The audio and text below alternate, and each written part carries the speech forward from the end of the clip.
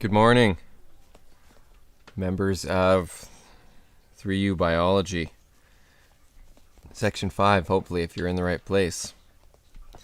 If you are in Section 6, that means the class that was supposed to be here in the first block and you accidentally came to this class again, go to your other class. But if you're in Section 5, you're in the right place. Could you please let me know that you are present for today by saying here in the comments of the chat. That's how we do it. I'll ask you for the same thing every day at 8:20, which is now, and at 11:05 when we come back from the break. Okay, we're going to get started. I don't see any emails from them or anything, so. First thing you need to know, as I mentioned, we're going to be on this live stream every day, 8:20, 11:05. I take attendance. The live stream is open the entire time from 8:20 all the way till 12:50. So that's blocks 1 and 2 of every day. I'm not always live, like here, for the entire time. Often I will have a little screen up explaining what you're working on during that time. But I will still be here. So I'm present. If you type a question into the chat, I'm always available to answer your question basically the entire day. After 12:50, there's a 10-minute pause, usually for me to get a drink of water or something. And then learning block 3, I'm available in the Google Meet. So if you're looking for the Google Meet, I'll pull up my screen here so you can see what I'm looking at.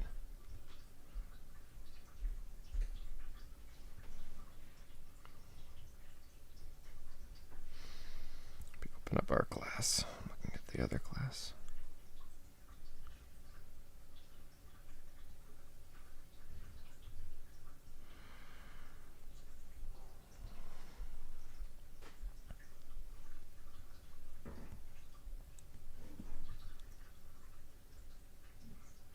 If you do ever happen to come in late, by the way, please make sure that you just let me know in the chat whenever you come in. Just say here.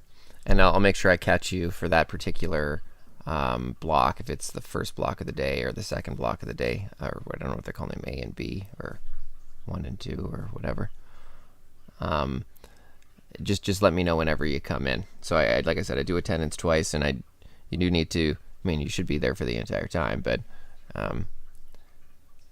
whatever, things happen. So this is our class right here.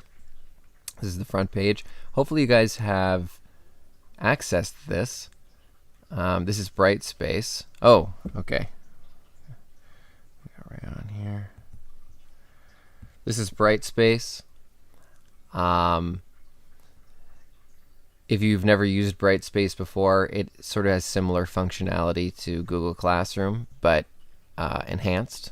There's quite a number of additional things that you can do in Brightspace, which is why I switched over. So first of all, one thing you'll notice is that the little activity feed here, there are posts that I can post announcements basically to you. So I use this occasionally, not too often, but if there's going to be a mark posting, it usually goes up there. I think pretty sure you guys get a notification in your Brightspace that something's been posted. So you should see it's at the top. It's with the little bell at the top. You'll get a little notification like this saying, oh, this has been posted.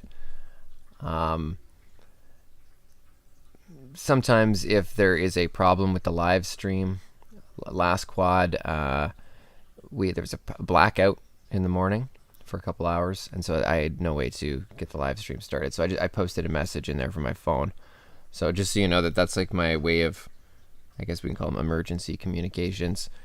If I have access to my regular computer, which I'm using right now, I can send out mass emails and stuff like that. So that is also an option. But I tend to well, I couldn't do that in a blackout. So anyway, there's sometimes where I'll only be able to contact you through here. So you'll notice on the right hand side there are a number of upcoming events. Those upcoming events are due dates for stuff. And we'll talk about what those projects are shortly, but there they are. And then in the bottom right-hand corner, if you've never used Brightspace before, there's a little place for you to log in to your Google account. You have to do this.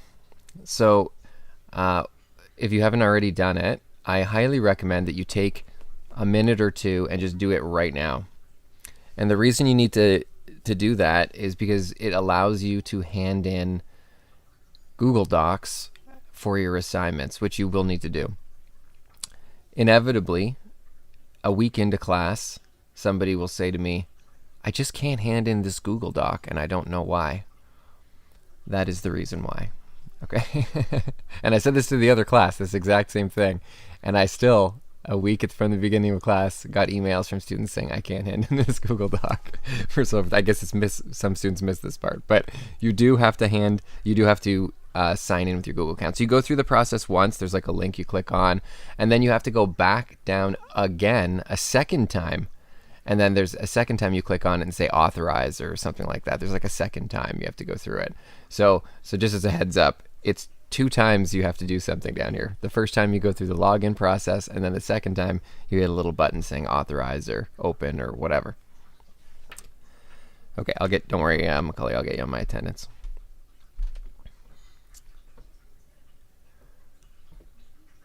Okay, people had an opportunity to do that.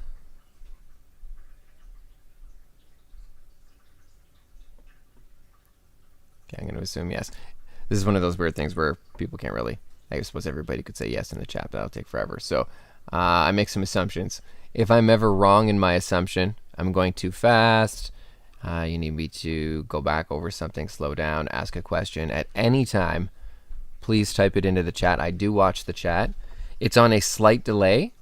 So I have it set to ultra low latency, basically the lowest delay that I can set it to from when you get the video to when I get the chat. But it's still a little bit of a delay. I think it's like 2 seconds or 3 seconds. So there is a short delay after you send it and I see it. So just so you're aware of that, there's a little bit of a delay there. So it's not perfect, but I mean, we'll do our best. One of the nice things about this experience, using YouTube Live that is that once the lesson is done, you can click on the same link and you can watch the video of what we've just done. So it's always accessible to you at the video links. The video links are at the top of the content tab for every day. I'll show you where those are in a second. And so you can always go back and rewatch anything from the entire course. It's all recorded. So one thing that students have pointed out is that if you're watching it immediately after, it's a very low-res version of the class. So that's what they post. That's what YouTube posts immediately after, and then it processes a high-res version, which takes, I don't know, an hour or a couple hours or something. So just so you know that it does look a little bit blurry and it's not perfect immediately after the class ends, and then a little later, several hours later, there's like a high-res version that gets uploaded. It basically looks exactly like what you're seeing right now. So just so you know, that exists.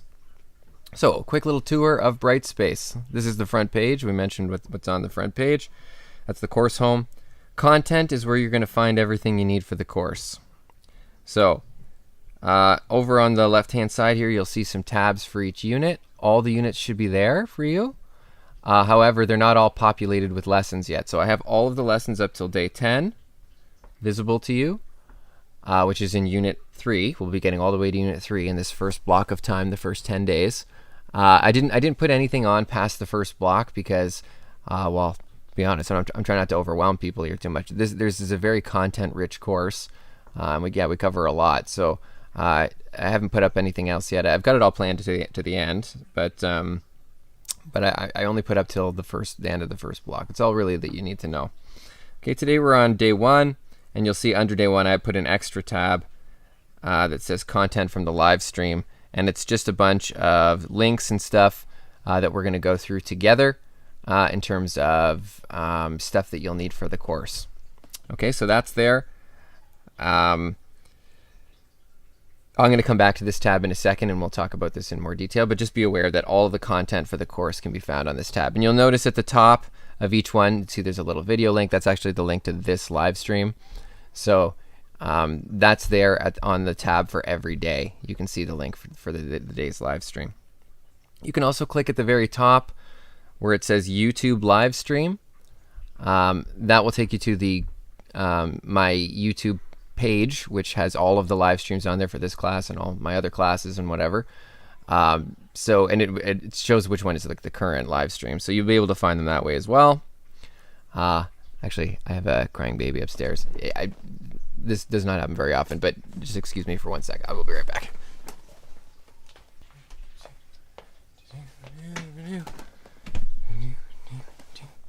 Come say hi. Stand up and say hi. Hi. Oh, kick, kick, kick. Kick, kick, kick. You want to say something? You want to say hi? No. You don't know what that is? Kick, kick, kick. Oh, you had enough of this, eh? I'll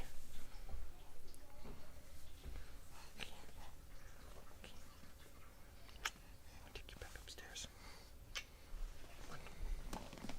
Wanna wave goodbye to everyone? Bye.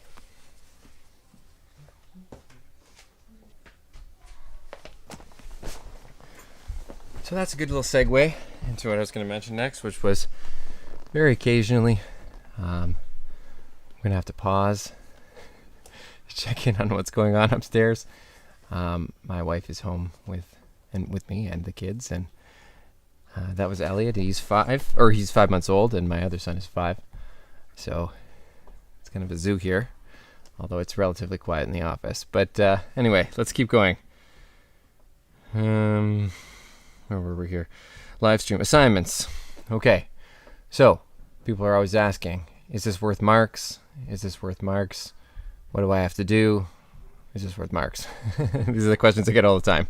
So if you click on the assignments tab, you will see the assignments for the course. You will notice that the due dates for them are all listed already. Now I only have up until the end of this block listed. So you should only see down to the medical technology presentation assignment. Technically, the last two there, the animals structure and function vocab list and medical technology presentation assignment, are due like 4 days after you come back to the next time you see me. So I put them on there because we're going to be starting that unit right at the very end of this block. And so you will... just to give you an idea of what you will be completing for that unit. But I don't have the rest of the stuff for the other units for once you return. We can discuss that stuff when you come back into the class again after the break in the middle. So, but everything else here, these are the assignments, and yes, these are all worth marks, except for the student parent information survey. So that's actually what I need you to complete today at some point, preferably during learning block 3. Although there is a short section for your parents to complete, that's why it's the student parent information survey, where they indicate that they have seen the course outline. This is just like getting your course outline signed, which you would have done previously in every course. And they also give me their contact information. So normally contact information, that's like sure, I'd love to have your parents' contact information in case I ever need to contact them. It's a little bit different now. Because I am required to contact every single one of them, at least with your midterm report and also your final report.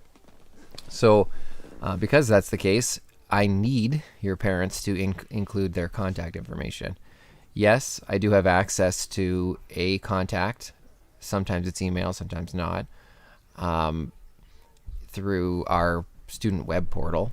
However, often the email addresses in there are out of date, and I get bounce backs all the time from that. It's usually like 1/5 of them are out of date.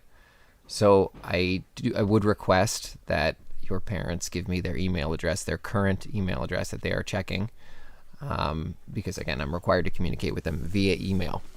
If they don't have an email, or you feel like there will be a language barrier issue with regards to communicating with your parents, if you could please email me and let me know that exact thing.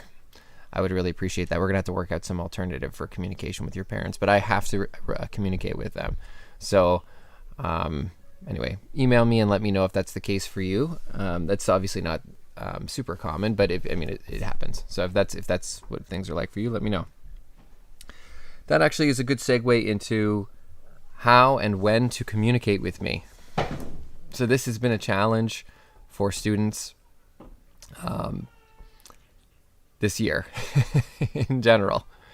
So the best time to communicate with me is between 8:20 and 2 o'clock or 2:05 p.m. Okay. Obviously, if you're working on something during the day, you can email me if you want. If you feel like it's like a longer thing, it's like a personal communication to me, you can email me. Or if it's a question about the content, it's better if you put it in the chat. That's the point of the chat. And the reason for that is that it's usually multiple people that have the same question, and I can answer it for everybody. So during the day, that is from 8:20 till 12:50, please use the chat. Please email me if you need to. During the second, or learning block 3, between 1 o'clock and 2:05, I am in a Google Meet the entire time. I'm in that Google Meet to help you. So if you could just come to the Google Meet and ask your question, that would be fantastic. What often happens during Learning Block 3 is I get a lot of emails. These are emails that I could answer your question in 3 seconds if you came to the Google Meet. So instead of piling those emails up, asking something that would take me 3 seconds to explain in the Google Meet, please come to the Google Meet. I have my whiteboard available in the Google Meet. I can write and draw things, and it's much easier for me to explain concepts in the Google Meet. If you ask it in an email, it's usually much more complicated for me to answer your question via email than it is in the Google Meet. So if you can come to the Google Meet, and it's available every day from 1 o'clock to 2:05, please do that. And if you're looking for the link to get into the Google Meet, look on the content tab for the day. So today is day 1. And if you go to the very bottom of the content tab, you will see a Google Meet down there. It's actually the same link for every day, but that you click on that. Okay, so please come and visit me if you have a question during Learning Block 3. That is the easiest way to get me. That's the ideal scenario. Okay, you can email me if you absolutely need to, if it's private communication or whatever, you're letting me know you're going to be away, or we want to talk about extensions or whatever for an assignment. Fine, you can email me. But the preferred method is for you to come to the Google Meet.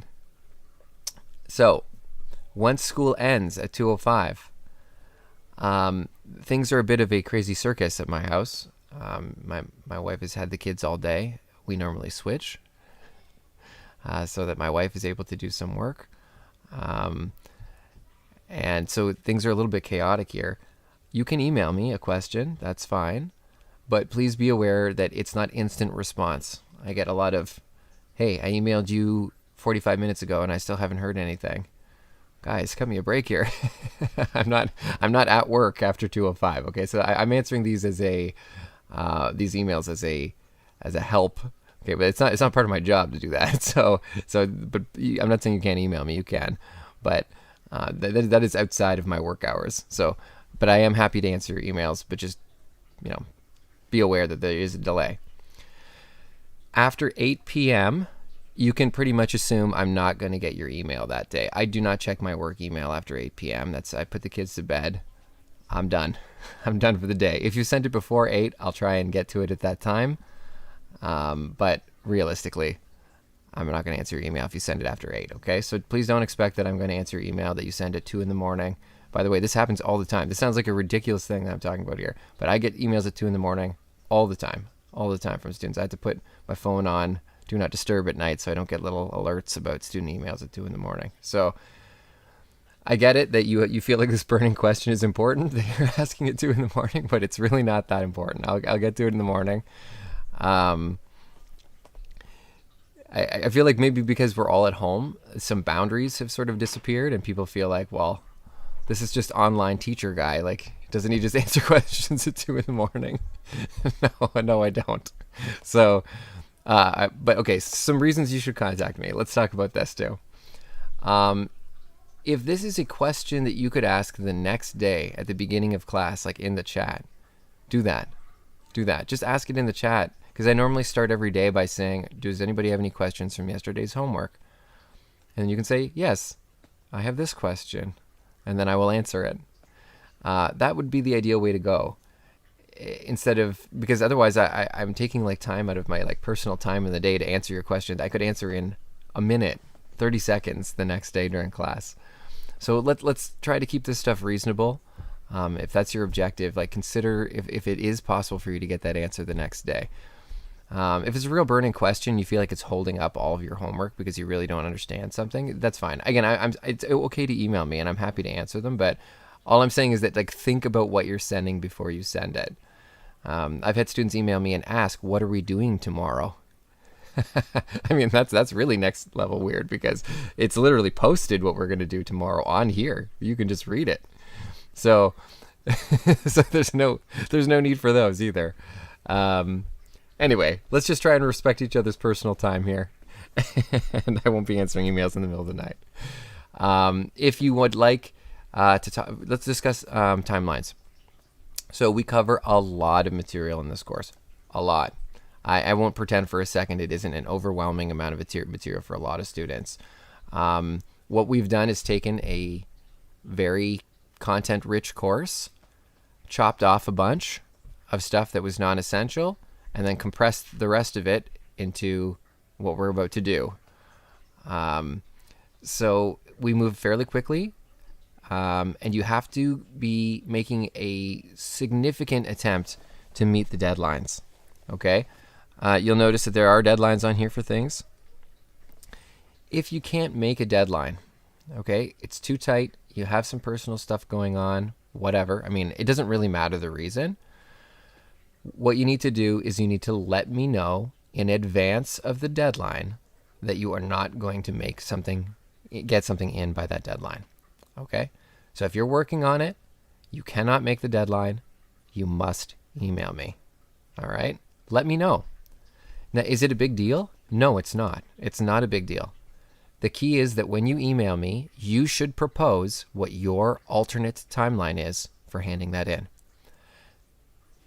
Hey, Mr. Riegelman, I am not going to be able to complete my Meiosis Live assignment by tomorrow at whenever the deadlines are usually midnight. So by tomorrow at midnight, I have a track and field meet, whatever. I don't know. You guys don't have those anymore, but whatever your thing is, it doesn't matter. You don't have to tell me. I have a personal commitment. Okay, it's none of my business. But you have something that you need to do. Is it possible for me to hand it in on blank Friday by midnight? I need the extra 2 days to complete it. Fine. Okay. If you're proposing a reasonable alternative deadline to hand that thing in, and you're going to stick to that deadline, give me a real deadline, guys. Don't make stuff up. If you're not going to hand it in by that day, don't even bother. Okay. Make a real deadline that you are actually going to hit. Then no problem. Okay, does that happen a couple times in the course for you? Whatever. Okay, I'm not going to sweat that. Neither are you. Like I said, it's a lot of content, but the problem is if you are doing it all the time, or you're not honoring any of the deadlines and not communicating with me, you're going to end up not getting this credit. And I don't mean because you're handing stuff in late. That's not what the problem is. The problem is when you push these deadlines, they start to run up against other assignments and other deadlines from this course because we're moving so quickly. And once you start stacking these, you're going to get overwhelmed by the amount of stuff that you need to complete. It's a lot. And I wish I could say that it hasn't happened before, but every person who has not got this credit this year, the reason they haven't gotten it is that they've pushed deadlines. Most of the time they haven't communicated with me. And then things start running into each other, they pile up, and then people get overwhelmed and just say, I cannot complete this course, this is too much stuff. I agree. Now you push it to a place where you aren't going to be able to complete all the content by the end, and now you're stuck. So I really, really don't want people to get to that place, okay? So that's why the deadlines exist. They exist to keep you on track. That, and so that I can return things to you within a reasonable timeline and give you feedback. I mean, if you're handing things in 2 weeks, 3 weeks late, essentially you're just getting a number, and then I'm not going to give you feedback 2 weeks late. Like, what's the point? You're not going to be able to incorporate that feedback or use it for the next assignment. Or I'll do my best to stay on top of the timelines for returning content to you after you hand it in. But I mean, things get pretty crazy. I'll do my very best. Okay, I can tell you that. I had to mark most of this stuff like just during my spare time, just like at home. So I squeeze it in whenever possible, and I'm always getting assignments back to you as soon as I possibly can. So if you're asking about them, it's a work in progress, guys. The way things work right now is a little bit weird, which is that I don't know if you're aware of this. Our planning time is done as a course.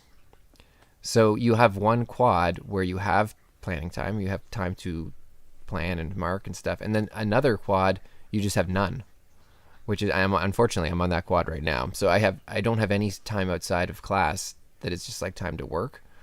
So I just mark everything on the weekend mostly. So which my wife loves. But anyway, this is where we're at. So just be cognizant of that. But let me know if you need an extension. Again, I'm not trying to get you with that stuff. I'm not trying to make the deadlines impossible to meet. I am trying to help keep you on track so that you get the credit at the end of the course. So just keep that in mind. I really, really want everybody to be successful. So I mentioned that the things in the assignments tab are the things that are worth marks. Okay, so any of the other little assignments that we do as part of the course are usually to help prepare you for the assignments or to help prepare you for the quizzes. So now the summative quizzes are these quizzes right here. Okay, there's one per unit. They're always done on the last day of every unit. You always have until till midnight the day after the end of the unit. So the deadlines are right on there. For example, the first quiz opens on May 12th. That would be the last day of the first unit. And then it's due May 13th, which is the day after at midnight. Okay, so they're not available till the last day of the unit. These are the only quizzes that are worth marks. Okay, there are a number of other quizzes that I give to you as practice quizzes. They're throughout the entire course. You'll see it posted. Try this practice quiz, or I call them exit quizzes often. Try this exit quiz. Try this exit quiz. The purpose of the exit quiz or practice quiz is for you to check, do I understand the things that we've just done? And as you're going through, if you get 0 out of 5 or 0 out of 10, the answer is no. You don't understand the thing that we've just done. And it's not a big deal. But what it means is that you have to do something about that. You either have to go back and review your notes, look over the stuff that we've already done, figure out where you've gone wrong in this quiz, and I give you the results. You can look at how you did.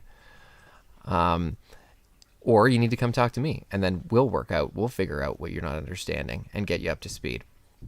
But the reason that those exist is because there's so little interaction between us that I don't have a good feel for what you do and don't understand in the course. And so the practice quizzes help you determine, do I need help here or am I doing just fine? Because often I have students come to me and say, oh, I thought I was understanding everything, but then I wrote the quiz and I bombed it. Clearly I don't understand everything. Well, I don't want this quiz, the summative quiz, to be where you figure that out. That's a bad place to figure out that you don't know what's going on. So please do the practice quizzes, but they don't count for marks. Also, please do something about the practice quizzes. So if you're acing them all and you feel comfortable with the content, then fine, great. But if you don't ace them or you don't feel comfortable about the content, do something about that. Okay? You have to take responsibility for your own education here, especially with the distance that's between us. Because if you don't do it, no one's going to do it, guys. You're the only person who's responsible for you doing well here.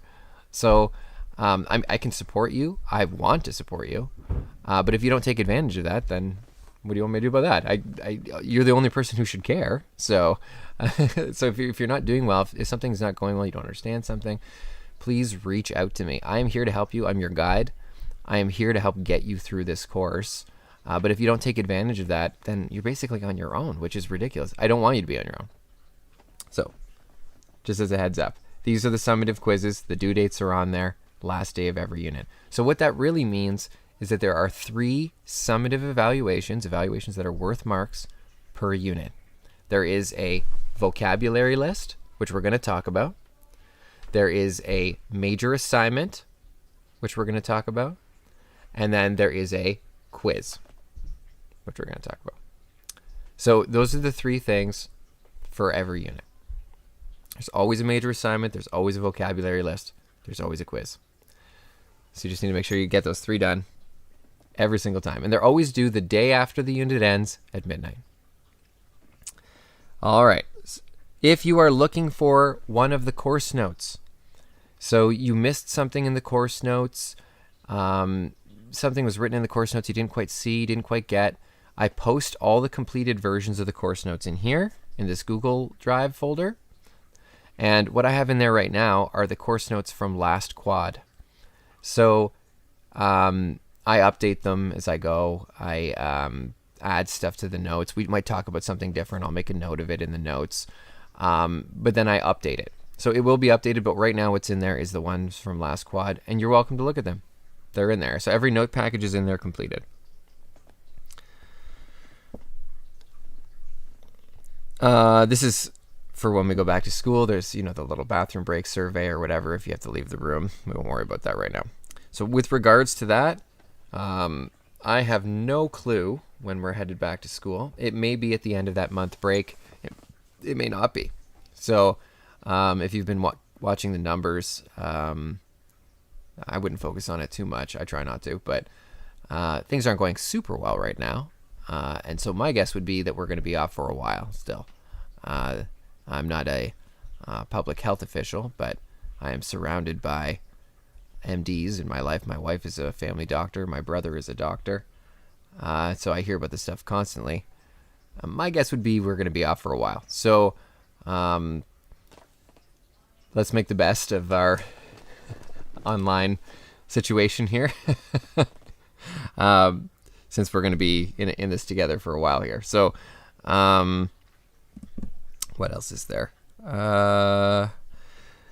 Yes, I mentioned email. You can email me. Do not send me Brightspace mail. So there is a mail program right here. It's the little the email thing at the top. That doesn't go to my school email. It goes to a separate Brightspace email account. Don't send me that, guys. I never look at that. So please don't do that. It basically just goes in a black hole. I will never see it. So just send me a regular email to my school Gmail. And I check those constantly. I'm very good at returning emails. So if I do say so myself. So anyway, that's the basic premise here of how to operate in Brightspace. You'll see it's fairly straightforward. I don't think you're going to have too much trouble with it. But let me know if you're having technical problems. I'm usually pretty good at resolving things for students. We usually get everything worked out. So let's talk now about how to get prepared and signed up for all the little services for the course. So again, I'm on the content tab here looking under day 1. You'll see some important documents off there to the left hand side. So the first one is the Quad 4 calendar. I'm sure you have this already, but if you don't, there's a copy of it right there. And that is what's happening on every day. Is it going to show up? Yep. What's happening, which course you're in, depending on the day of the week. I'm with you guys until Wednesday, May 19th. That's the first 10 days, and then you're going to go back to your other course.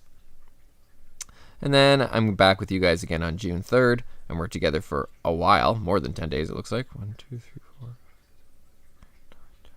For 12 days. Oh, what a long stretch, 12 days. And then we're going to finish the course together that second time we're together. So that's new. They did that a little bit different in this quad. In terms of course outline, you guys probably know already what you signed up for, but this is a biology course. There are 5 units.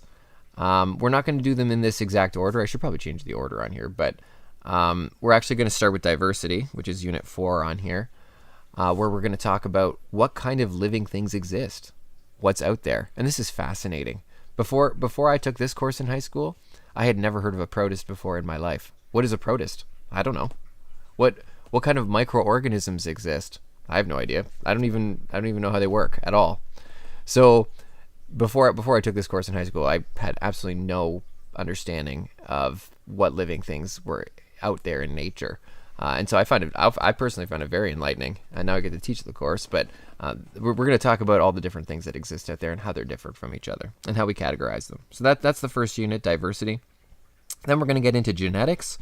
We're going to talk about molecular genetics, which is how you use your DNA to make things, how it is used as the plan for your cells. And then we're going to get into the other part of genetics, which is heredity. And we're going to talk about how you pass on your genetic information, your hereditary information to your offspring, to your children. And a little bit about predictions in terms of you have brown eyes, your partner has blue eyes. What are the chances your baby will have blue eyes or brown eyes or whatever? Okay, so we're going to talk about that in genetics. That's our second unit. The third unit we're going to do together is a physiology unit about animals. We're going to mostly focus on human physiology here, but we're going to talk about some key animal systems, the respiratory, circulatory, and digestive system, and then talk a little bit about the interactions between those systems and some illnesses in those systems. So that's our unit 3. We'll just be starting that unit at the end of this block, probably one day, and then you guys are going to be gone. When you come back, we'll finish that unit. Then we're going to do plants. So it's a plant physiology unit. This one is a little bit more broad. So we're going to talk about a whole bunch of different types of plants, mostly flowering plants, but we talk about non-flowering plants a little bit as well. What structures exist, how do they work, etc. Before I took this course in high school, I knew nothing about plants, nothing at all. So, which is kind of sad, but I had no experience with plants at all. And then, so this was sort of my introduction to plants when I was in high school, and I found it fascinating as well. This course in high school, this exact course, is the reason that I went into teaching biology, because I found so much interesting stuff here. It made me sort of switch my idea for what I wanted my major to be in university. I majored in Chem, by the way, but I did a minor in biology. And also the reason I got into teaching was my grade 11 biology teacher, who was absolutely amazing teacher. She just retired last year. I actually had an opportunity to work with her at Preston High School for a couple years. What a lovely person. Anyway, all back to this course. So this course has like a special place in my heart. I love this course. And I want to talk about this stuff all day long. I love it. So if you ever want to talk about something within the course, you're like, it's a tangent, you have an interesting thing that you're curious about that is sort of roughly curricular related to what we're talking about, ask your question. I love to go off the beaten path in this course, find some pictures, look up processes I've never looked at before. If you have any friends that are in my other section that I'm teaching right now, we do it all the time. We go off the path and talk about all kinds of things that people are interested in. I've had students come in during Learning Block 3 in the Google Meet and ask about, I'm training for whatever this. Like, what are some things that I can do to improve my oxidative metabolism? Oh man, great question. We spent some time, we looked up some formulas for calculating VO2 max. And that's not in the curriculum, but I don't care. That I'm interested in that. It's tangentially related. So anyway, if you're interested in biology, any of this stuff, come talk to me. Let's talk about this stuff. I'm fascinated, and I want to help you on your journey towards personal biology growth here, especially if that means examining a topic that is interesting to you. The last thing that we're going to talk about in the course is evolution. This was also my introduction to evolution. I guess I didn't really know anything about biology at all before I took this course, but evolution, we're going to talk about the general mechanisms. So what causes evolution to happen? And then towards the end, we're going to get into evolution of some specific things, evidence for. We'll talk a little bit about human evolution. What other hominids, those are upright, human-like species, existed? Which ones existed at the same time as humans, so parallel to us, but have now gone extinct? We're the only hominids that are still extant, that are not extinct. But anyway, it's fascinating stuff. If you're interested in our history as humans, really fascinating stuff. So that's where we're going in the course. We're going to talk about those things. I do have to evaluate your learning skills. So in order to do that, I look at our communications with each other. It's a little bit hard to do, obviously, when you're working at home. But with regards to self-regulation and independent work and responsibility and organization, for those things I'm looking at whether or not you're meeting your deadlines, whether you're communicating with me when you're not meeting your deadlines. I also have one other way of assessing your learning skills, and that is your homework. So how I evaluate your homework is you create a Google Doc in every unit. So it's one Google Doc per unit. So that'll be like diversity homework, genetics homework. Okay, you create that document for every unit. And whenever you do textbook work, and I'll make this very clear here, it's only the textbook work. Okay, the other homework questions and stuff, some of it's in the course notes. You just do that in the course notes. Okay, and I don't collect that. And you don't have to show me that. But any textbook work goes into your homework document. And at the end of this first block, at the end of our first 10 days together, there is an assignment, and you'll see it there, and it's called Midterm Homework Questions Portfolio. Okay? You attach your homework docs. In this case, it'll be for the first 2 units, and you submit. It's only one doc per unit. So don't submit like 5 docs per each unit, okay? Like 1 per day or something like that. I won't look at them. That it takes a while to download and open each. So it's got to be 1 doc per unit. Okay? So I'm going to get you to submit that at the midterm. I use that to determine your learning skills. And at the very end, at the end of quad, there is another portfolio, and there you're going to submit the other homework docs for the other units. Okay, it would be the last 3 units in that case. Okay, so that's how I'm going to be evaluating your learning skills. Again, I don't have a ton of interactive contact with you, so I need some strategy. There is obviously no course fee. It mentions in here attendance. You do need to come every day. We're always live from 8:20 till 12:50, and you should be working during those hours. There are students who ask, can I just watch the videos later and do the content later? I mean, the technical answer to that is yes. It is physically possible for you to do that. I'm going to mark you absent. However, 3 times this year, a student has asked me to do that. Okay? 3 times. All 3 of those students did not get the credit. So I would like you to know that information in advance, because the problem with doing that is that you will not do it. Getting up every day and getting into this course and doing the work together is, for some students, the reason that they get through it. But if you have to leave it to your own motivation to go on at 3 p.m. and do, look at some videos, there might be hours of video content for you to do, and then questions and stuff, and then you're going to end up finishing at 8 p.m., I think that's unlikely. I'm going to say, based on past experience with this, no one does it. So please don't put yourself in that position. Come to the course while we're doing the course. Do it together with us. You could technically do it, but it has never worked out before. Okay?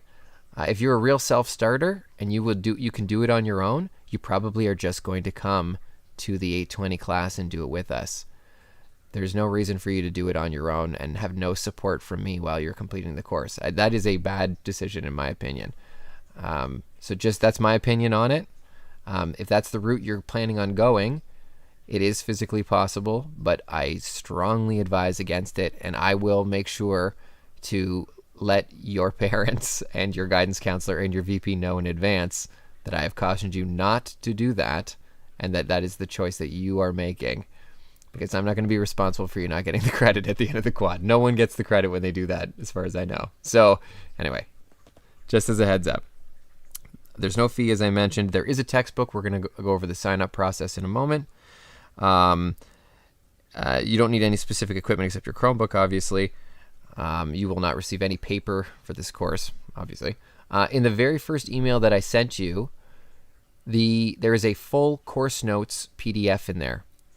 If you'd like, you can use that PDF and keep it as one document. I personally find that intimidating. And when you're writing the quizzes, oh, I forgot to mention about the quizzes. The quizzes are open book. That's right. The quizzes are open book quizzes. There's no way for me to regulate whether or not you're writing them open book at home anyway, and so in order to make it fair for all students, they are open book. They are written to be open book quizzes, which means that I don't ask generally factual questions that you could Google or look up, because that would be pointless. You could just Google that while you're writing the quiz, and anyone could do that, and then that's not asking anything of your brain. So most of the questions on the quizzes are application questions. They're asking you to use your knowledge of the course to answer the questions, which means they're assuming that you have access to your notes. That's why I would recommend that I parcel out the notes sort of in pieces. There might be like 3 pieces for the diversity unit and 2 pieces for whatever. It's easier for you to have just those couple documents open to find things while you're writing the quiz than it is to have this giant document that you have to scroll around to find all the different content in it. But I'll leave it up to you. You also have the option, if you wish, to print off the notes and write by hand on them. However, you absolutely do not need to do that. It's expensive. You'll have to pay to have them printed or print them at home, which is also expensive. Printer ink is extremely expensive. And so that I don't recommend that. However, some students really, really want a paper copy, and so that's up to you. You can print off the notes package if you wish. I've personally paid for a teacher account for Kami. Kami is a program. I'm going to give you a code so you can all access it. It's a program for editing on your Chromebook documents in PDF. And so almost every student this year has been using Kami to edit their notes as we go. You can type on them, you can add pictures, you can do anything really, highlight. So I recommend that, and we'll go through the process for signing up for that in a minute, but you can print them if you wish. All right, let me keep going. I should have done this in order. I wrote down a basic daily schedule here. This is more or less the schedule we're going to follow each day. If you're interested, you can take a look. I'm not going to go through it step by step, but it's pretty straightforward. I won't review any of the safety stuff because we're not in class right now, but I will give us a little refresher if we ever do head back into the room. There's a little video here on using Brightspace. VLE means virtual learning environment. I think it's fairly straightforward, but if you're interested, you can watch that. There is an app that goes along with Brightspace. The app is called Brightspace Pulse. It's for iOS and Android. I think the link I have there is for the iOS version, but you can download it for Android as well. The only reason you'd have that app is because the notifications for this course will just go to your phone. So you'll get a little bzzz, and it'll say, oh, marks are posted for SBI3UI or whatever. So if you'd like that, that exists. When it asks you, the only problem with the sign up for that is it'll ask you who your service provider is. And most students are like, I don't know who's providing the service, KCI or whatever? No. Your service provider is the Waterloo Region District School Board. So if you just type in Waterloo, it usually pops up. It says Waterloo Region District School Board. And then you click on that, and that's your service provider for Brightspace. So if you're interested, there's a link there, but you can just look up on the App Store. It's called Brightspace Pulse. It's not required, but it is helpful because you'll get all of the notifications for the course directly to your phone. It also, I believe you can turn reminders on for assignment due dates, although I'll be mentioning them constantly. So it's not like you won't know when the due dates are. They're also all posted. You can look at their due dates right now, but just as a heads up, that app does exist. We just went through the course outline. I'm just very briefly going to talk about my classroom rules. There's a couple things in here that are problematic every quad in this sort of virtual learning environment, and so I'm going to discuss those. Regarding actual rules in the room, basically you can throw all these out. You're not in my room. But I will say 2 things you need to be aware of are you need to be in this class on time, and you need to be respectful of each other in the chat. I've never had a problem with that. except in my other course, I've had people, random people, I'm assuming they're students from the school that are not in this course, showing up and harassing other students in the chat, which is the reason, I mean, I banned those people immediately, but that is the reason why I'm thinking of taking the course private on YouTube. It's a big pain for me because I have to go through and whitelist all of the students in the class for every single one. I need to go through and whitelist these people. Next one, whitelist these people. And so it's a real big pain. It makes it more difficult for people to access it in the class sometimes. So I'd prefer not to have to take this private, but obviously if it's going to be problematic with harassment or whatever, we're going to have to move in that direction. I'm not expecting that from anyone in the room, especially because I have a written record of everything you're doing, which is, well, wouldn't be a smart idea on your part. Anyway, but don't do that. Just be respectful of each other. One thing that has been extremely problematic this year has unfortunately been plagiarism. So I need to make one thing very clear to everybody. Everything that you hand in needs to be your original work. You must have done it. You must be the originator. So what I do now is I check assignments. I run them through a plagiarism checker to see if they are materially the same as something on the internet or something that some student has already handed in. So why bother doing it? Every quad so far, I've had to police this and have to have conversations with students and say, this is somebody's assignment from the other quad. This is something directly copied and pasted from the internet. Why? Why are you making us have this very awkward conversation about this? Why are you forcing yourself to do the assignment again? I'll just give you a heads up right now. Don't do that. Okay? It goes in your permanent record with the school. If you do something like that in university, you get kicked out of university. So why do that? What's the purpose? What's the advantage to you for doing that? It's just a whole bunch of extra paperwork on my behalf. I have to file a bunch of paperwork and have this put in your permanent file. And why? For what purpose? You gained nothing. It was only a loss for you. So I realize that most of you hearing this would never do that anyway. But it's happened every single quad this year. Not in every class, but in every quad. I've had at least one student doing this. So that's why I have to make this very clear. This has never been a problem for me in my class before this year. So I think when working at home, students are like, I don't care. I'm just going to hand in this thing that's copied and pasted. Don't do it. I can't. I don't know how to emphasize that enough, but it's just not going to be worthwhile for you to do that.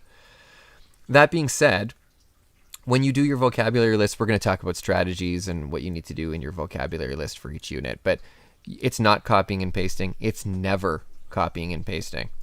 I've had students email me and say, well, the definition that I found here was a good one. I agree. But that's not the point of the assignment, is to copy and paste it from the internet. It doesn't matter if it's good already. Or I thought it was okay to use stuff directly from the notes. It isn't. That's plagiarizing me. Don't do that. I wrote the notes. So anyway, just don't be plagiarizing. I will explain how to use a bibliography and properly cite information if you're going to use it from a source, but it's never copying and pasting, even if you're using it from a source. So that idea of like using a quote from something, like a direct actual quote, is something that you do in the arts. That's something that you do in English. When Shakespeare said this or whatever, that's something that you do in your English class. That you don't do that in science. There is no when Einstein said this. There is Einstein proposed this idea, which you state in your own words, and then you cite Einstein as the originator of that idea. You don't quote things.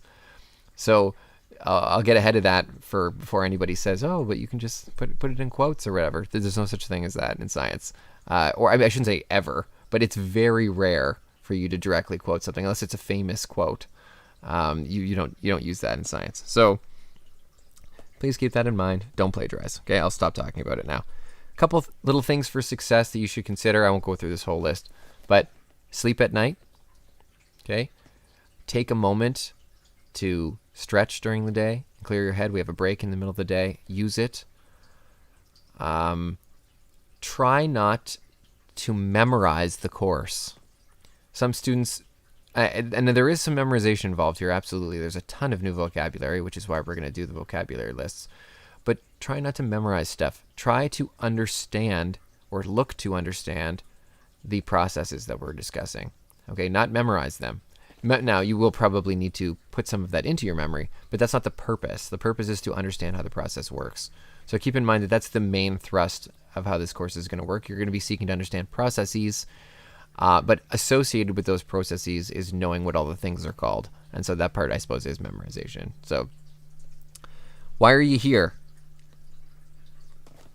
We're here to learn some skills and knowledge.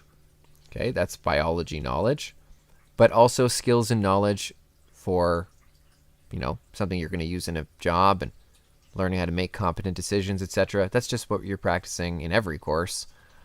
With that, I'm talking about this idea of learning how to do research, incorporate research appropriately into a product, produce quality product, meet deadlines. These are life skills. So that's part of what you're here for, honestly, is to work on those life skills. I needed to work on them in high school, and you might as well. Some of you maybe are already great at this, but many of you are probably not.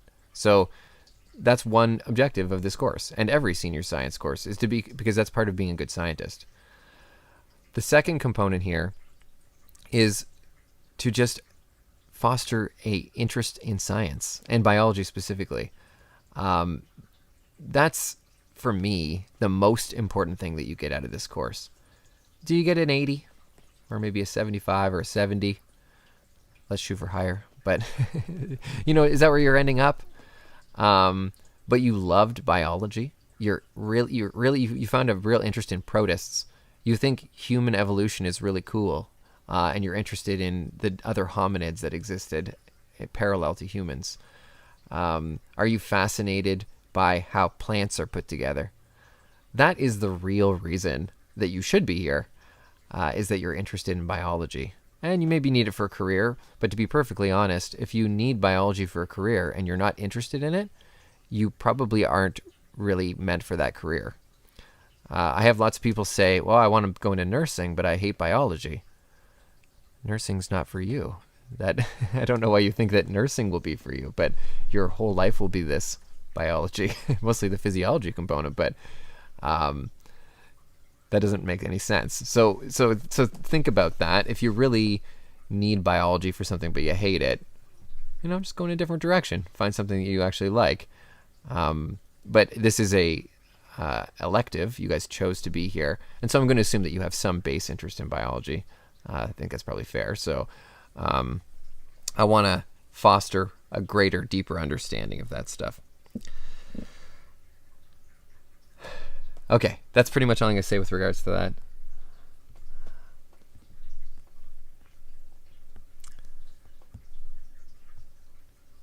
Your textbook.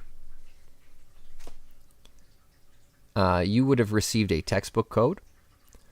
What I'm going to get you to do right now is go to mynelson.com. There's a link right there.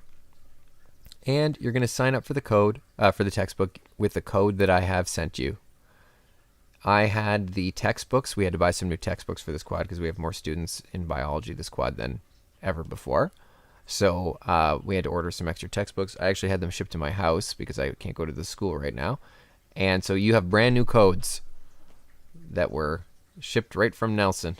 So they should work. If your code doesn't work for your textbook, please let me know. I will have to investigate why it's not functioning. But anyway, you're going to go to My Nelson. If you don't already have a Nelson account from a previous quad or for previous year, because a lot of Nelson textbooks have access to their online texts, you'll need to make a new account. Make sure you write your password down somewhere. When you sign up, again, you're going to need to use the code that you were given. If you're logging into your account and you already have a textbook, then it means you already have an account.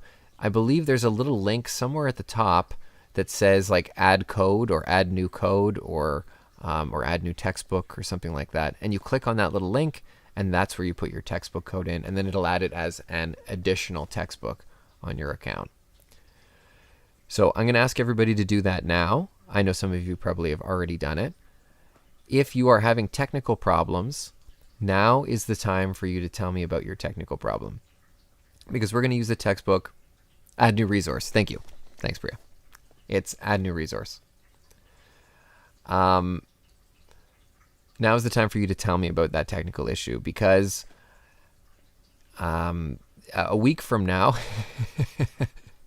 if you're coming to me and saying, my textbook link doesn't work, I can't use my textbook, that means that you missed a quarter of the course and you didn't do the work. That's really problematic. So, and that's already happened several times. So make sure you're letting me know right now, I can't get this textbook to work, because I got to get right on that and get tech support and get them to get your textbook code working. Or I have to double check to make sure I sent you the correct code. I'll start there. But I triple checked the codes before I emailed them out. I went through all the textbooks and I double checked my list to make sure that they were correct. So they should be fine. But well, I'm a human. I'm not a computer. So I may have made an error. It's always possible.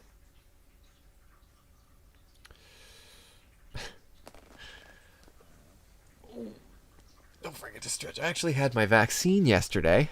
So exciting. I got the Pfizer vaccine. My arm is super sore. Ugh. But other than that, I'm totally fine. I'm very excited I got vaccinated, though. I've been looking forward to that for months and months.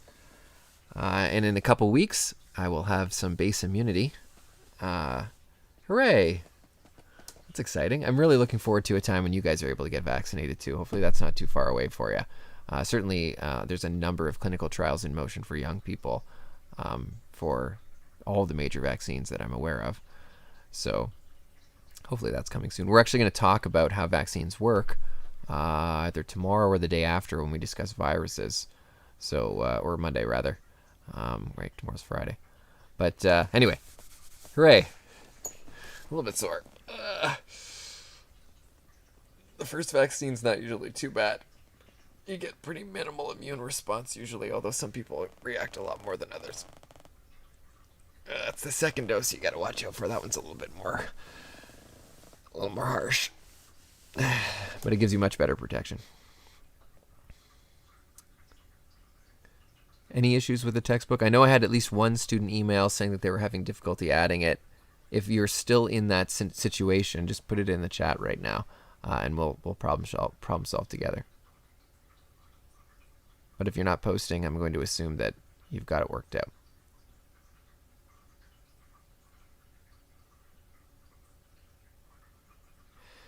If you ever are opening the textbook and you're having trouble loading the PDFs only load partway, or what you have to do is you have to clear your browser cache in Chrome. And I'm just going to post the instructions real quick here. Give me 1 sec. I got to pull them up.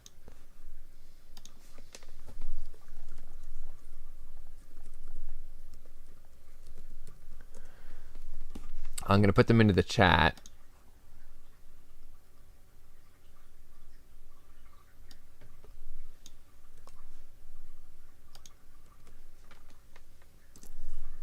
There we go. So what I just put into the chat there are the instructions for clearing the cache in your browser.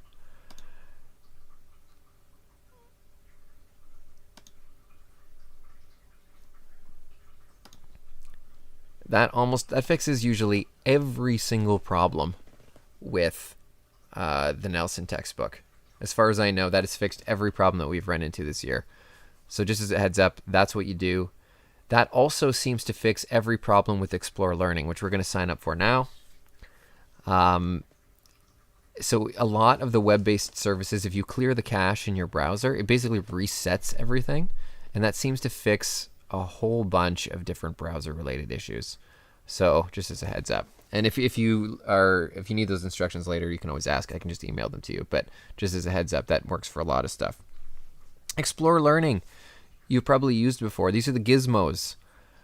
We obviously can't do real hands-on labs right now, and even when we go back to class, it's pretty difficult. The availability and the spacing, the sharing of equipment is problematic. So we've pretty much been doing no labs this year, which is a little bit sad. There's been some in chemistry, but other than in chemistry where it's I mean, basically essential for your understanding to do them, we've pretty much eliminated them from science. So we're minimizing labs.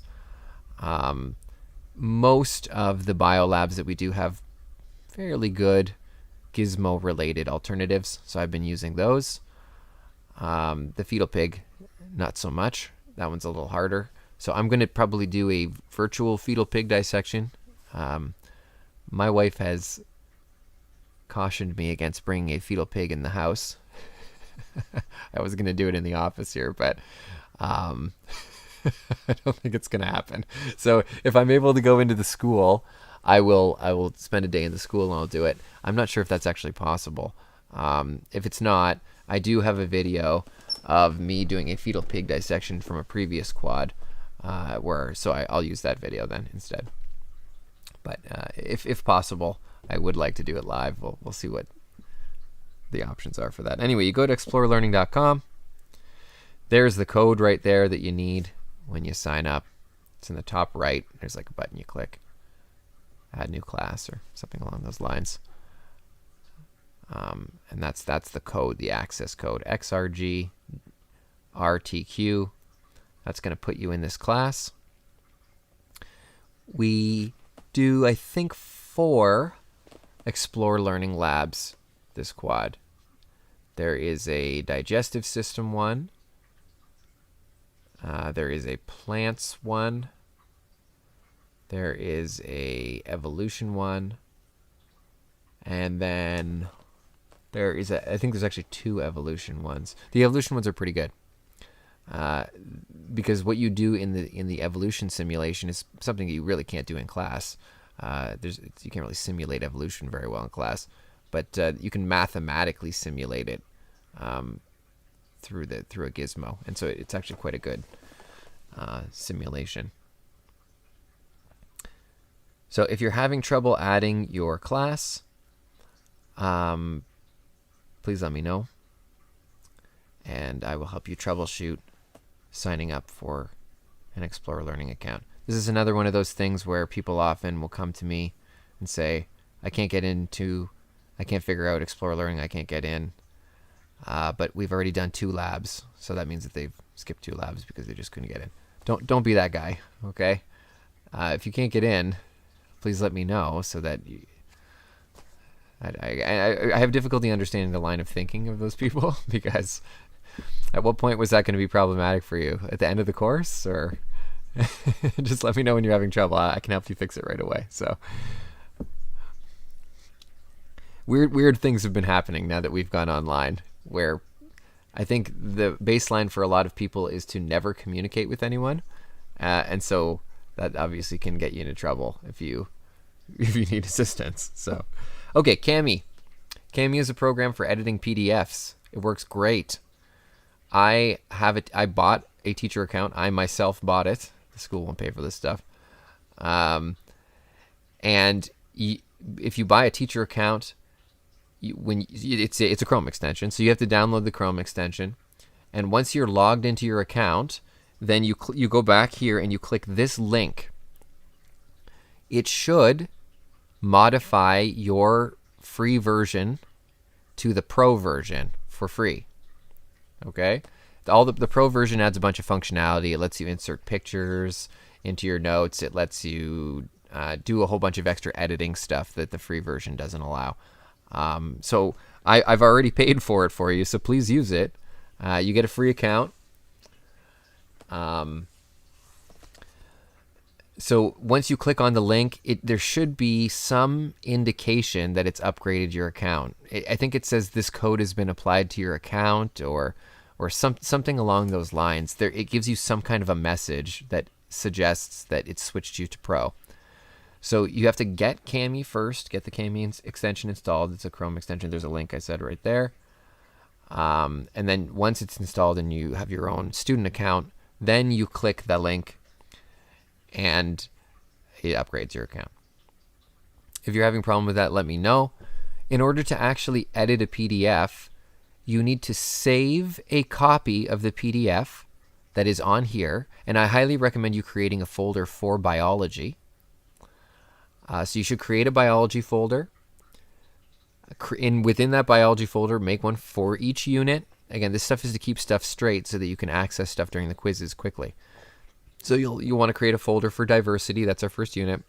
And then you're going to save a copy of the PDF note that you're going to use to that location. And then that is what you're going to open with Kami. So you click the Kami extension, you go open file from Google Drive, and then you go to that file in your Google Drive and open it. You don't want to try and open My Files directly from Brightspace with Kami, because what you're doing is you're trying to edit an uneditable file, basically. And so I don't think it saves your edits, which obviously you want to save your own notes. So you want to make a copy of the notes first in your own Google Drive, and then that's what you're going to edit. Okay, so just be sure that you're actually doing that. If you're not editing your own copy, you're going to run into trouble. Everybody okay with the Kami sign up? I'm not seeing any references to problems yet. Sorry for all this like really information heavy stuff at the beginning here. This is kind of a pain, but I got to get everybody set up before we start getting into content. So this is extremely dry. I'm aware of that. It's also good to get everybody on the same page, because otherwise you tend to hear this same stuff over and over again.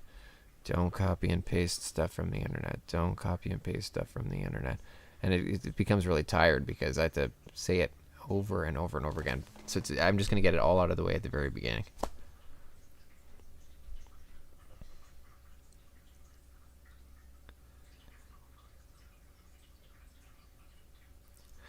Okay, I'm going to assume that people are okay with the Kami sign up. If they're not, again, please let me know. I will help you troubleshoot.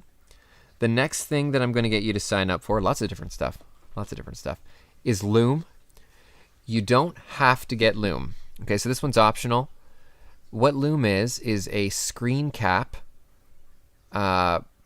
program. It's for capturing what's on your screen in a video. Oh, so the link for Kami Pro, all of these links, Nicholas, are if you on the content tab, if you go to day 1, then you go to, I don't know why I did this nested tab thing. I don't do this every day, but there's another day 1 tab, and then underneath there's a tab called content from the live stream. That's from today's live stream. And if you scroll down through the content for today's live stream, there is information here for signing up for Kami. It's right there. And then it says you can upgrade it to a pro student account using this link. Okay, so that's the link that you got to click. One thing to mention about student questions, if you ask a question in the chat, when I answer your question, if you wouldn't mind simply letting me know that I have or have not answered your question. And that's perfect, Nicholas. Awesome. You don't have to say thank you. I don't need thanks. You can just say, okay. Okay is fine too. But the reason for that is, one, I'm not 100% sure that you heard or understood what I said, because remember, I'm talking to a screen. I don't have any feedback from you whatsoever. And the second part is, I don't know if I've actually answered the question you want answered. Sometimes I understand your question as being a certain question, and sometimes you mean it in a different way. So if you wouldn't mind just letting me know, okay, or I got it, or thanks, or actually I was wondering about this, and here's my clarification. That just helps me actually make sure that I've answered your question. Otherwise, it would be like if, imagine this in a face-to-face conversation. I ask you a question, you answer it, and then I disappear. I'm literally no longer with you. I'm not present. When you answer that question, you have no idea whether I understood the thing that you said, or whether it was completely made no sense, or because there's no feedback from the person who you're speaking to. So just any kind of feedback whatsoever is fine, but just give me something. And I appreciate that, Nicholas. That's exactly what I'm talking about. It's just so I know that you've actually received the thing that I've said. Okay? That being said, another thing to mention to the entire class, if there's ever technical problems with the feed, really poor video quality, Sound quality terrible. Sound quality extremely low volume, too high volume. Anything. If there is a problem with the feed, please let me know in the chat as soon as possible. And that way I can fix it. It's usually easy for me to fix, but you'd be surprised how often weird technical stuff happens during this, where all of a sudden my mic settings will go crazy, and then it'll be maxing the mic out and it's insanely loud, or all of a sudden it goes to whisper mode and the mic is super quiet, or it's so blurry no one can see, I have to reset my router. So anyway, all of these things have happened, but I can't tell on my end that that's happening to you. So so please make sure that you're letting me know as soon as possible. That way I can fix it, and you're not just like looking at a 5-pixel image and you can't tell at all what's going on. Am I talking about something on my screen and you can't see it? Like it's not actually coming up on your screen? Please tell me. That usually means that my iPad is disconnected from my computer, which happens occasionally. And again, I cannot see that if that happens on my end. So anyway, just let me know what's going on if you can't see something or it's not working. So going back to Cami. Cami is a Chrome extension that lets you record what's on your screen. A number of the presentations that you're going to do, the major assignments you're going to do, involve giving a presentation. And these are just to me, by the way. You're not presenting to the class. No one else will see these. But giving a presentation on screen where you're going to explain something. And did I say Cami? I meant Loom, by the way. Loom is a free software that allows you to do that. And if you go to this website here and go through the Loom for Education link on the screen, you can get the free version, free full version of Loom. And that allows you to record a video of any length that you like. Okay? Andrea, you should be able to do the password recovery. There is like a little thing you can click that says forgot your password and then do the password recovery. If you have, because you may have just had an account from a previous quadnet or a previous semester, and that's totally fine. Try that first, try the password recovery system, and if it doesn't work, let me know and then I will investigate that further with you. Sorry, going back to Loom. Yes, you can get a free education account, which is the full version. You don't have to use Loom for screen cap. There's lots of things other students have used Vidyard. There's a bunch. There's a bunch of screen capture technologies. I like Loom personally because it lets me download your videos. And the reason I want to download them is because it prevents buffering problems when I'm watching them online. So when people use Vidyard, there is a tendency for, let's say if I have to jump back because I want to hear you say something again. I didn't quite catch what you said. Often it'll buffer for 45 seconds when I do that. With Vidyard especially, that's been the one that's been a problem for me. And so that is a huge pain when I'm trying to mark hours and hours of this. If everybody's handing in a 7-minute presentation, I might have 5 hours of videos that I have to watch.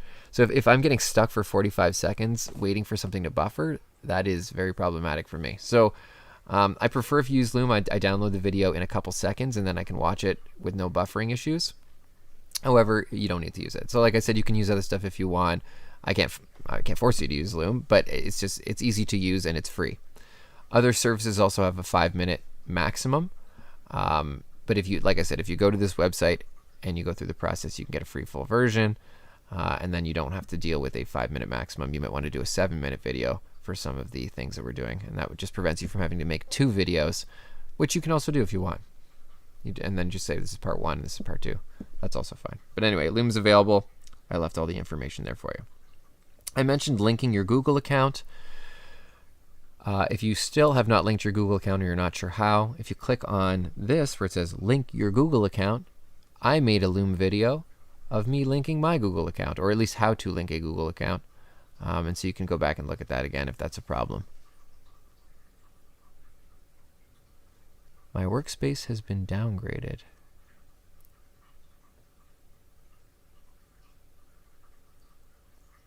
After you click on which link, Mohammed? The one where it says go to this website?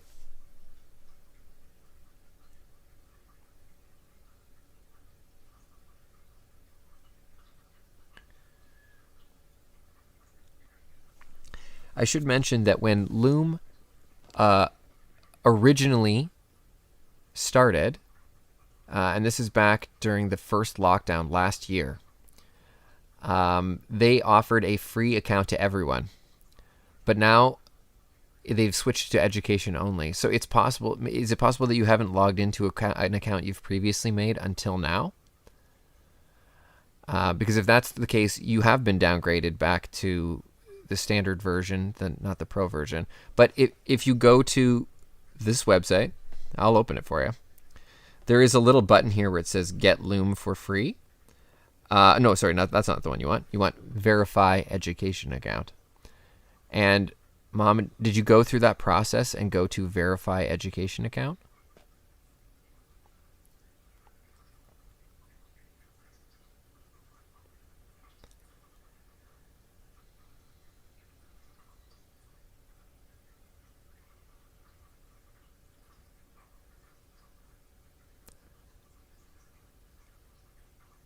I'll keep going while I wait your answer here.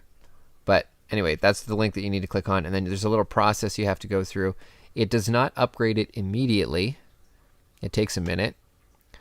I don't know what they're doing. It's probably automated, but somewhere on the other line, they're checking to make sure the email you use is actually for an education account. But then it does, in fact, give you the full version for free. Andrew, you may have to click on that.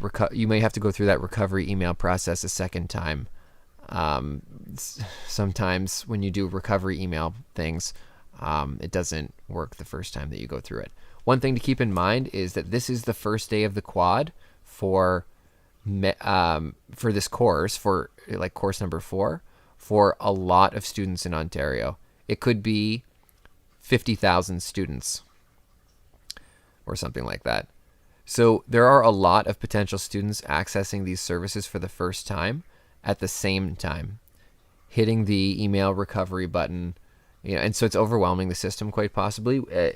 Brightspace itself, that's this system right here, Brightspace, has crashed 2 quads in a row on the first day because I guess they weren't prepared for that amount of traffic, or I don't know. But so a lot of these services are overwhelmed, and so it's quite possible, Andrew, that you've gotten hung up in a process here that's been overwhelmed. I would go through the recovery process again and have them send the email again if you can. And if you don't get it within 5-ish minutes, then I will investigate. Let me know. I think there's a way for me to actually find your password, I think, if you're signed up for my class.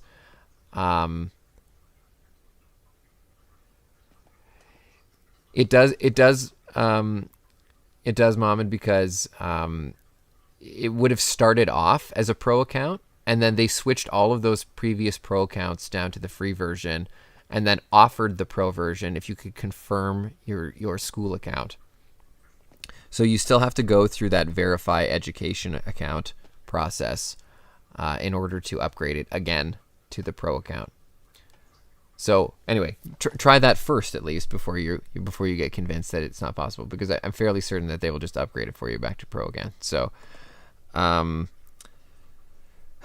there's some info from the library here discussing the process for taking up books and stuff this quad. I don't even know if this is applicable now that we're completely at home, but it also mentions how to log into your account on the library website and access research papers and whatever. So that information is there for you. You probably don't need that for this course, although it may come up. You certainly can access academic papers, and you can cite them in your assignments. Very few students do that, but I mean, good on you if you're doing that. I very regularly peruse academic papers when I'm looking for material for the course. For example, a student just the other day asked me a question about allergies and what's the evidence for early exposure to particular allergens, and then what are your chances of getting allergies later if you're exposed versus not being exposed as a child. And I found some excellent academic papers on that subject, which I passed on. So we have access to a number of scientific journals, full articles through our library. Not every journal, obviously.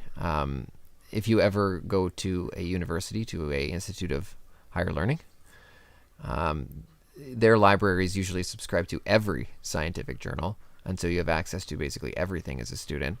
But here, it's limited access. So, but there are a lot of journals that they do subscribe to. So, I have a safety Kahoot. We're not going to do it because we're not in class, and I'm not going to worry about that school safety stuff for now. So, that's the basic intro stuff.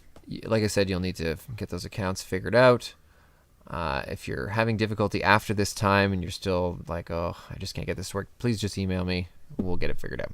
Okay? Or, I mean, you can just type in the chat. I'm happy to work through things with you. So that is the course introduction. Welcome to grade 11 biology. I'm excited to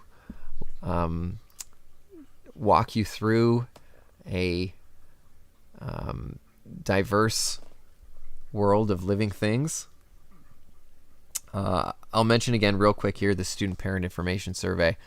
If you could finish it by Friday at midnight, that would be excellent, because what I do on the weekend is I go through and I compile all of that information, parent contact.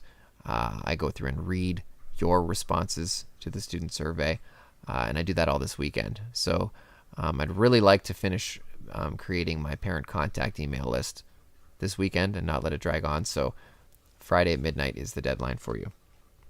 Sooner the better. Any questions about anything regarding the course, or how the course is laid out, or how to access stuff, or what does stuff look like for the course, or marks, or anything, before we move on and actually start our very first topic?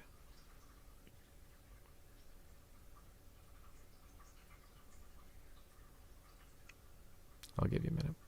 In the meantime, by the way, while I'm waiting for questions here, you will find the very first volume of the course notes under the Diversity tab. You'll see it right there. It says U1 SBI3UI Diversity Course Notes, Q1. That's supposed to be Quad 1. It's the same notes from Quad 1. 2020, those are the notes. I realized 2020 is last year, but they're from Quad 1. I rejigged them for online. They are related to the course notes that I previously used for teaching this course, but obviously I had to significantly edit them to fall in line with what we're going to cover in the online course. So they're edited quite significantly.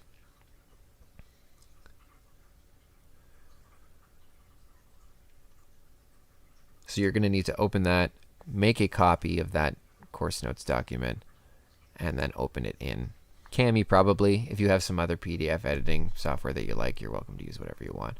A student in my other class asked if they could use Notability. That's what I use actually to edit, because they wanted to open it on their iPad and edit it with like a stylus or something. Absolutely, that's what I do. So if you want to do that, go ahead. I obviously don't expect students to have a tablet. I definitely didn't have one in high school. So in that, I mean, Cami is probably your best option, but it's up to you. No, you don't. So if you have it printed, then you absolutely just use your printed course notes. They're the exact same notes. I have a feeling when I was in high school, other than the fact that I was broke, so I probably wouldn't have been able to pay to have them printed, but I probably personally would have wanted to print them out, because I like the tactile being able to write on them with my hands. But again, there's absolutely nothing suggesting that you need to do that. So completely your choice. Before we get into the actual content, so you'll find it under day one. That's where we're headed right here. So this is the second day one. This is both day one, but there's day one from the introduction and then day one under diversity. So we're going to start that stuff in a second and get into the first note. Before I do that, I want to talk about the two assignments that you're going to complete. So the species spotlight assignment, I'm not going to get into detail on that right now, but what you're going to do in that assignment is you're going to choose a species. It cannot be a vertebrate. Okay, so if it has a backbone, forget about it. You got to pick something with no backbone. And you know what? If you can't think of a species that doesn't have a backbone, that's fine. That's what this unit is all about. It's about learning about those other things. But if you have a species that you're interested in, that you keep that in the back of your head, because you're going to do sort of a deep dive on a particular species. So it's like a book report on a species, and tell me more about what that species is like.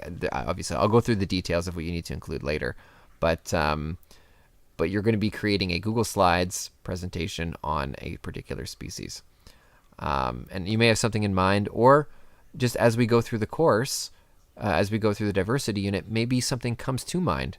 Like I mentioned something and you're like, oh, I've always wondered about this. I've always wondered about seaweed. I don't know, maybe you have. Then you could potentially choose a species of seaweed. But keep in mind that it's a specific species. So not just like a group of species. It wouldn't be seaweed. It would be like a species of seaweed. And then you're going to do a spotlight on that. You're going to tell me a bunch about it. Okay, so as we're going through that, just something to keep in the back of your head, you need to choose a species that is not a vertebrate. The other component of this is the diversity unit vocabulary list. There is one of these for every unit. So one of the things with biology, and it's different than physics in this way, is that there is so much vocabulary. So much. And keeping that vocabulary straight is problematic for students. It absolutely is. I would say that that's one of the biggest challenges of biology courses for students in general, is keeping all of the new words somewhere in your brain. Because we're going to use this vocabulary all the time, and it's kind of important that you actually know it. So one of the assignments in every single unit, you're always going to be creating a vocabulary list, is to create a vocabulary list with definitions. Now, it's really important that you understand that these definitions are meant to be in your own words, okay? So these are not dictionary definitions for terms. They are your explanation of the term, how you would explain it to your parents, or how you would explain it to a student who's never taken this course. That is what you're putting in for your definition for these words, okay? That means that there is going to be some thought required on your part. You have to think about what the term means, and you have to describe it in your own words. And that's intentional. In order to copy and paste the definition for the internet, that requires no effort on your part, and it does not help you learn what the term means. However, if you are asked to describe it in your own words, that does help you understand what it means, because it means that you have to actually process the meaning of the word. Okay, so this is a learning tool. It is an assignment. Yes, I'm going to mark them, but it is a learning tool for you. Even if I wasn't making this an assignment, in any biology course you take, this is a very good strategy for learning the vocabulary. Okay, so again, even though this is technically an assignment that you must do, you should be doing this anyway. And so this particular assignment is skill building for you, because doing this in a biology course is, for many students, essential. Okay, so you're going to do it in your own words. You're going to use your own experiences in language. You can obviously use other terminology from the course in your definitions, and you can use technical and scientific language. People are saying, well, this seems like a technical definition that I'm using. These are the words that I use. That's fine. That's fine. But it's also fine that if you're not using highly technical language. Okay, so. But you do have to describe them accurately. So I mean, if you're not using technical language and it's problematic, like the way you're describing it is inaccurate, that's a problem. Okay, they still have to be accurate and correct definitions for the words, but they do have to be in your own words. Okay, so some things to consider here is that you should be including examples often. So I look for those. I have a basic breakdown. It says, be sure your definitions consider the following. So these are the things that you should likely include with every definition. So first of all, tell me what the term refers to. This is a process. This is a molecule. This is a blank. Okay, what is the thing? So start with that. Then you're going to give me the function or description of it as the second part. Okay, what does it do? What's its function? How would you describe the term? Okay, that's the second part. And then the last part is, why is that thing important in this particular unit?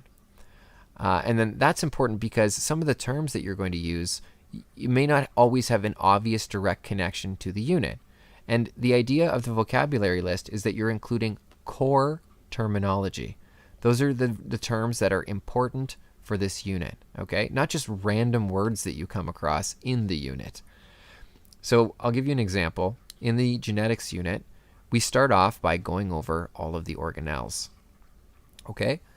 Not every name of an organelle is core terminology for genetics, okay? Are you describing like cytoskeleton or something like that? That's not core terminology for genetics. So I wouldn't even choose that word as a word to include because you probably should already know it, or mitochondria or something like that. That's not a key word for genetics. So some of those words are probably not even good to include. But second of all, it may not be immediately obvious why a particular word like Golgi apparatus is important for genetics.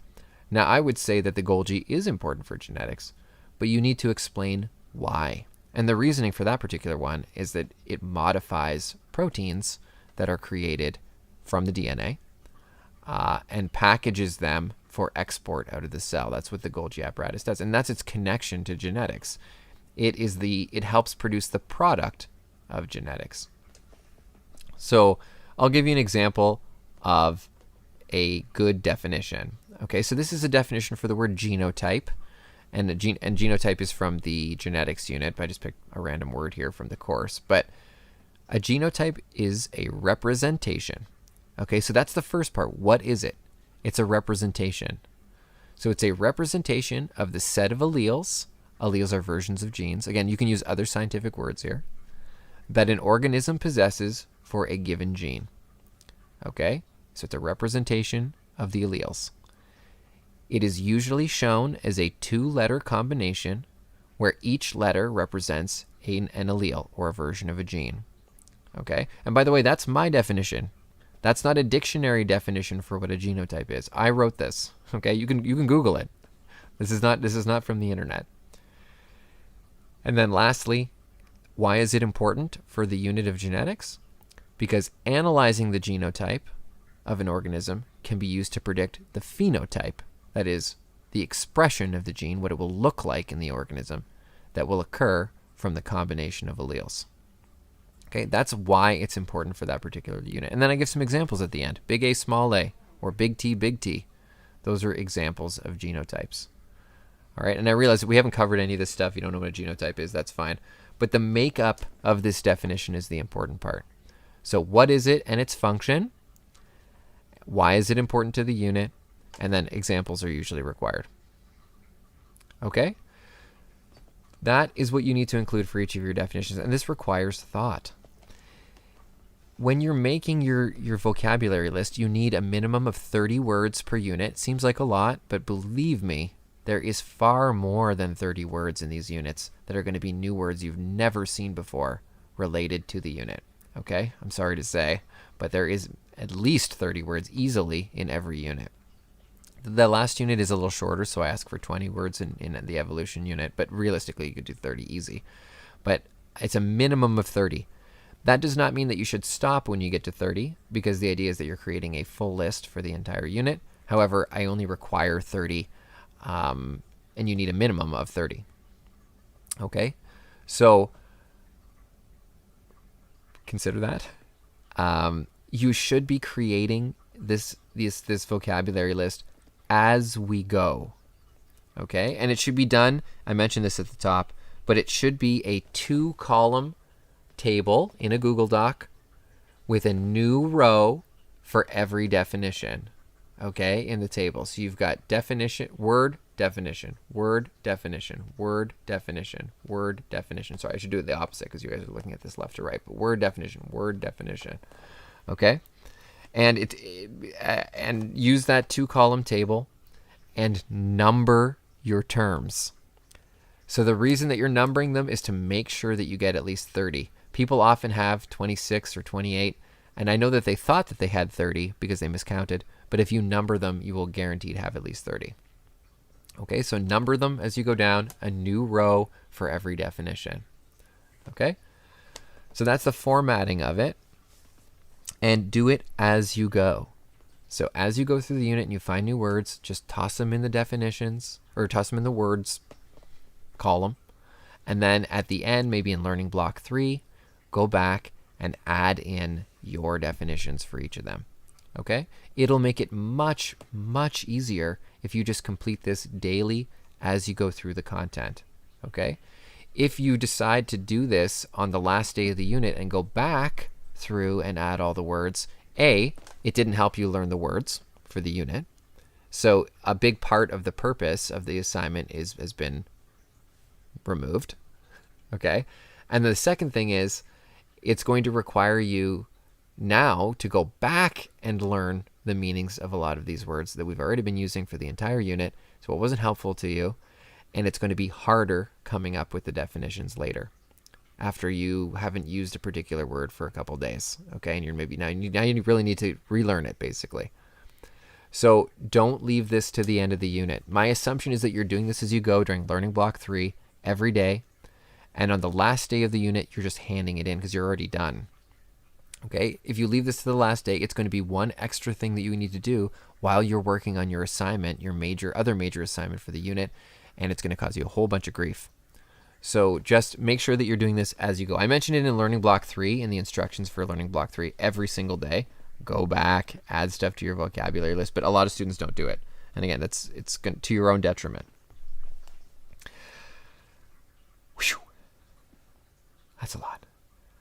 I feel like I've been talking nonstop. I probably have been. Whew. The normal breakdown of work in each day is that I do a lesson with you, and then you do some work on your own. Usually it's questions from the text. Sometimes there's some reading. Sometimes there's some little videos that you watch. It's a combination of stuff. But it's I do some stuff with you, then you do some stuff. I do some stuff with you, then you do some stuff. But it is not me talking for the entire day. The first couple days feel like that because there's a lot of intro stuff, and I'm getting you into the unit. There's more lesson than there is work. So my apologies. You got to listen to my voice a heck of a lot. I bought this fancy microphone, which helps a little bit. It makes my voice a little less, a little easier to listen to, I hope. But it's a lot of talking. So sorry about that. My voice is already getting raw. Day 1. I'm going to take the next 5 minutes and I'm going to introduce us to the concept of diversity. And then you guys are going to take a break, stretch your legs, have a snack, and I will do the same. Hopefully at this point you've opened up the diversity unit course notes. Again, they're posted on the side right there. For the first few days, I've also included links to a PDF of the textbook pages we're going to use for each day. And I do that just in case we're having problems accessing the text. You should be able to access it through your own account, but just in case not, I have it there as a backup. So for the part 1 of biodiversity, we are going to do a lesson together, and I'm going to describe biodiversity and talk about it with you. There are 2 excellent videos that I've found on YouTube that summarize these topics. The second video, when you watch, you're going to answer some questions. They're in the course notes and I'll explain. And then there are some homework questions from the text. These homework questions from the text are what go in your homework document. I mention here in the instructions again that you need to make a homework document for the unit and every unit.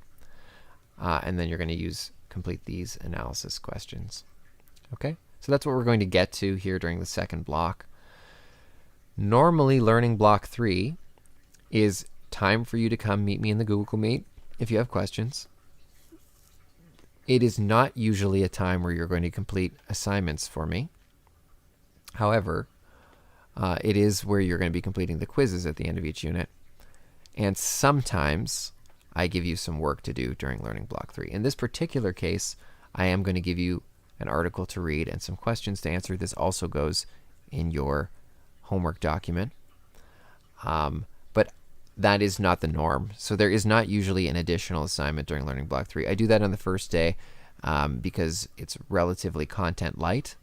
This is probably the least amount of stuff that you're going to do in a day for the entire course. And that's to give me a chance to connect with people that are having difficulty with their accounts of various kinds. But there is a little article to read from the BBC and some questions that go along with that regarding biodiversity. Okay, so that's the agenda for today. I do post the agendas for every day. They are already posted, and so you are welcome to go and look ahead if you wish, but I wouldn't work ahead since it requires input from me usually in the live stream. But anyway, it's all posted for the entire quad, at least the first block, and I'll add the next block once we get started with that. All right, let's switch over and talk a little bit about diversity. Or did I run out of time?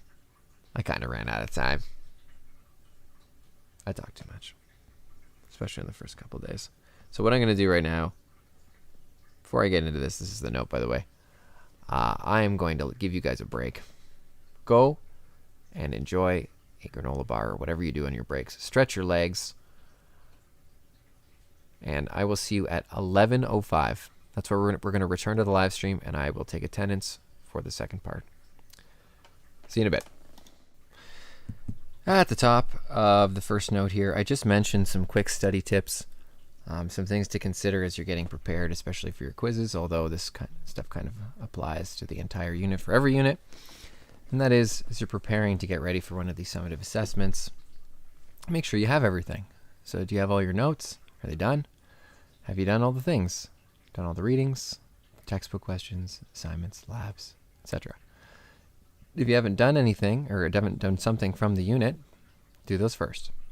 So those are the first things you should do. And Molly, I just got you there. Excuse me.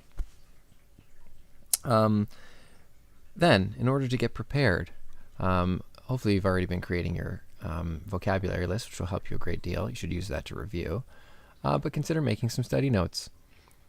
Study notes, the important thing to do when you're making study notes is to be using your own words, as usual, because that forces you to engage your brain cognitively and to actually think about the things from each lesson. The lessons usually have a little section right at the very top of each day that is like a summary of what we're going to cover. It's like, here are like the main points about whatever. You can use those as a sort of a guide, and then for creating your own notes with headings, brief descriptions of what we discuss in each heading, subheadings under each of those. And so organize your own information in a way that makes sense to you. Maybe a little diagram or a table or a flowchart would be helpful. I highly recommend doing these types of notes by hand. There's a lot of research that shows that doing it by hand is more effective than doing it via typing or something like that. So I encourage the use of your hands. There's something about the tactile feedback, combining the movement of your hands with reading and writing, which seems to be better for students' memory. And that's not just me saying that. That's research shows that. So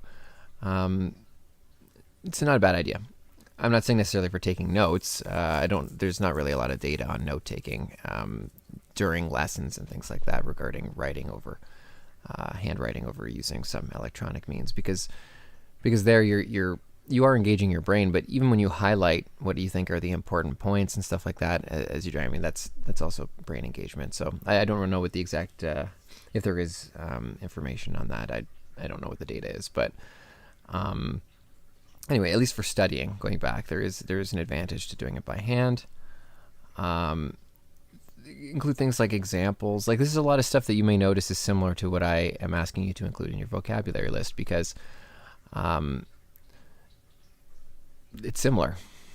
You're creating a study resource when you're making your vocabulary list, and you're doing the same thing here. If there are any problem-solving things to do, create your own problems. Try solving them. That's a good thing to do for the genetics unit, especially where we're going to do some problem solving in genetics. And check your spelling. That's something that I often see on the vocabulary lists, which always surprises me, which is that students will hand them in and there'll be words underlined. Like, and I'm talking about terms even with an underline. So it's not spelled correctly, and the software has told you that it's spelled incorrectly, but you left it. Weird. I'm not really sure I understand that. Now, to be fair, some of this scientific terminology will register as spelled incorrectly simply because it may not be part of a regular dictionary that's used for spell checking. So that does occur sometimes. But the vast majority of the time, it's just because the word is spelled wrong. So you may want to look into that. It'd be good to learn the proper spellings for these things. And you should consider actually making that study note as you approach the quiz. I mentioned that on the last day of the unit, that'd be a good day to write the quiz. Well, it's good because you can get support during Learning Block 3, but you don't have to write it because oftentimes we finish the material right before we write the quiz. So if you want to write it the next day, during Learning Block 3 is ideal, again, so that you can get support. But if you want to write the next day, totally fine. So feel free to space those out if you want. Make your study notes the first day, look them over, and then write the quiz the next day. Totally fine. That's well within the deadlines for the quizzes. Okay, and some basic stuff about studying, break stuff up. I like to personally set study goals and then rewards. That's my personal system. So I'll say, all right, I'm going to get through these 3 sections and do my study notes, look over my study notes, and then if I can get those 3 sections done, I'm going to reward myself with 20 minutes of some game. Play a game, or I mean, I don't have time for that stuff anymore in my life. Play with my kids for 15 minutes or something, whatever it happens to be. For me, it's less studying and more marking, but I like to set a goal and then have a reward. And then once the reward is done, you go back and you set a second goal, and then you go back and do that. Yep, you can actually write the quizzes anytime you want before the deadline, preferably. Again, if you're not going to make the deadlines, email me and let me know, but you can write them anytime. I mean, you can write them at 3 in the morning if you want. But the reason that I suggest to write them during Learning Block 3 is just because people will come across a question and be like, I don't understand this. If it's during Learning Block 3, you can just jump into a Google Meet and say, hey, I don't understand this question. Can you clarify this for me? And I can just tell you. That's the fastest, easiest way to get that figured out, because there are time limits on the quizzes. It's about 3 minutes per question. So they're not short time limits. They are pretty lengthy time limits. They usually don't involve rushing. You don't need to rush, but there are time limits. So if you're going to email me at 6 p.m. or whatever, there may be a turnaround time for that question. I might not get to you in time while you're writing the quiz. So I recommend Learning Block 3.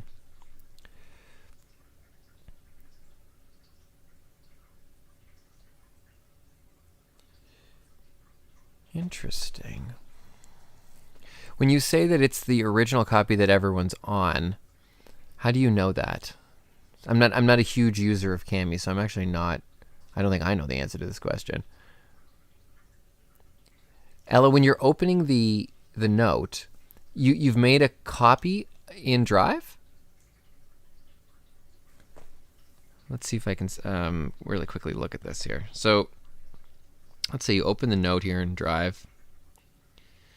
Let me open it up here. Really? Sign in. That's weird. I don't normally get that. Is it going to open it? That's strange. Huh. Won't open it.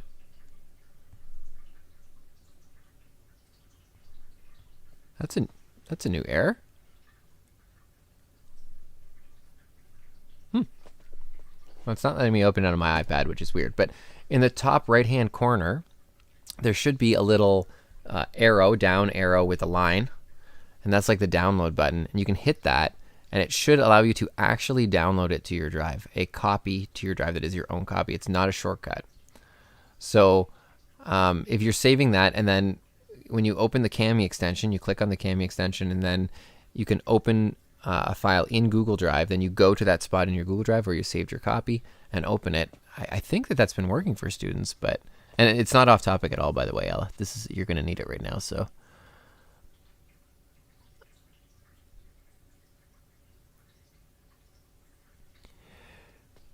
If we finish the unit on Friday, there's support time on the Friday, which is during Learning Block 3. And then there's also support time on Monday during Learning Block 3. But it's due Monday at midnight. So it's not that there's no time to get support there, Logan. I mean, you can really get support at any time between when we end the unit and then the quizzes due. And if you need extra time, again, it's not that big of a deal. You just let me know that you'd like an extra day to study, and this is the deadline that you're going to set for yourself to complete the quiz, and then you just abide by the second deadline that you set with me. Again, it's not that there's no flexibility here with regards to deadlines. It's just that I want to help students stay on track with regards to deadlines. They exist to help students stay on track. And so I'm not trying to get you. I'm not trying to if it's really not doable for you with the amount of work that you have, then let me know that, and then we'll just make an accommodation for that. That's fine. I downloaded the note to Drive and made my own copy, but it keeps taking me to the original. It's the new Drive update. The new Drive update. I am not familiar with the new Drive update. That's annoying.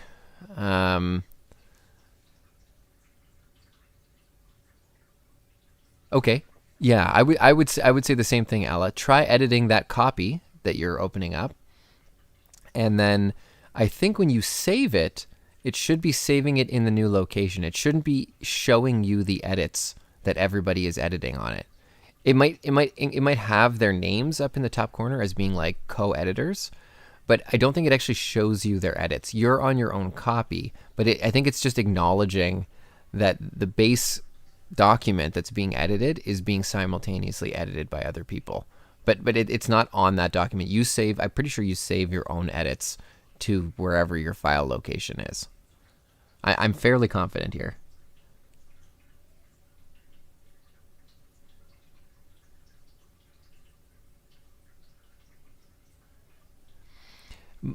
My understanding was that you needed to add it to Drive, but you know what? If you can just edit it and then save your own copy, then that's fine. Then they changed some functionality in Cami, so that's a new way of functioning. Alice, sorry, I'm not sure if it works like that now. They may have changed it. Previous to this, so I'll tell you that in the last quad, at the beginning of the last quad, when people edited that same document, it was a global document that everybody was editing simultaneously. But they may have changed that so that you're making your own copy when you edit it now. That's new functionality. So you tell me. I think it works. That if it works, it works. So I would try it. Okay, diversity. Okay, let's start. Diversity. Oh, it is letting you make a copy. Okay, good, awesome. So as I mentioned here, at the top of each note, there is a little section. It's usually called main ideas, and it's just sort of a summary of everything that we're going to discuss in the note. And I don't normally go through that. That's for you. So you'll notice that I edit this. Obviously, I add my own highlighting, and you can add that stuff as you go along. And if you miss anything, as I mentioned, these notes are always uploaded into the 3U class notes folder at the top of Brightspace, and you can access these. So this version of it is actually up there right now. And I might add or change little things here and there, but I generally keep them fairly consistent from quad to quad, just to keep things fair. So let's start off in our discussion about diversity, about what makes a species. So when you say, oh, this is a species of plant, and oh, this is a different species, and this is a different species. Well, you have to define what a species is in order to make those claims. Because let's say that you look at two different plants, they look fairly similar. How do you know that they're different species or the same species? Because they could just be the same species, but like, how different do they have to be before they're a different species? So what biologists typically use is something called the biological approach. Okay? So the biological approach to species, to defining species, is by looking at, does that organism that you're looking at is it able to freely interbreed and produce fertile offspring under natural conditions, okay, with another member?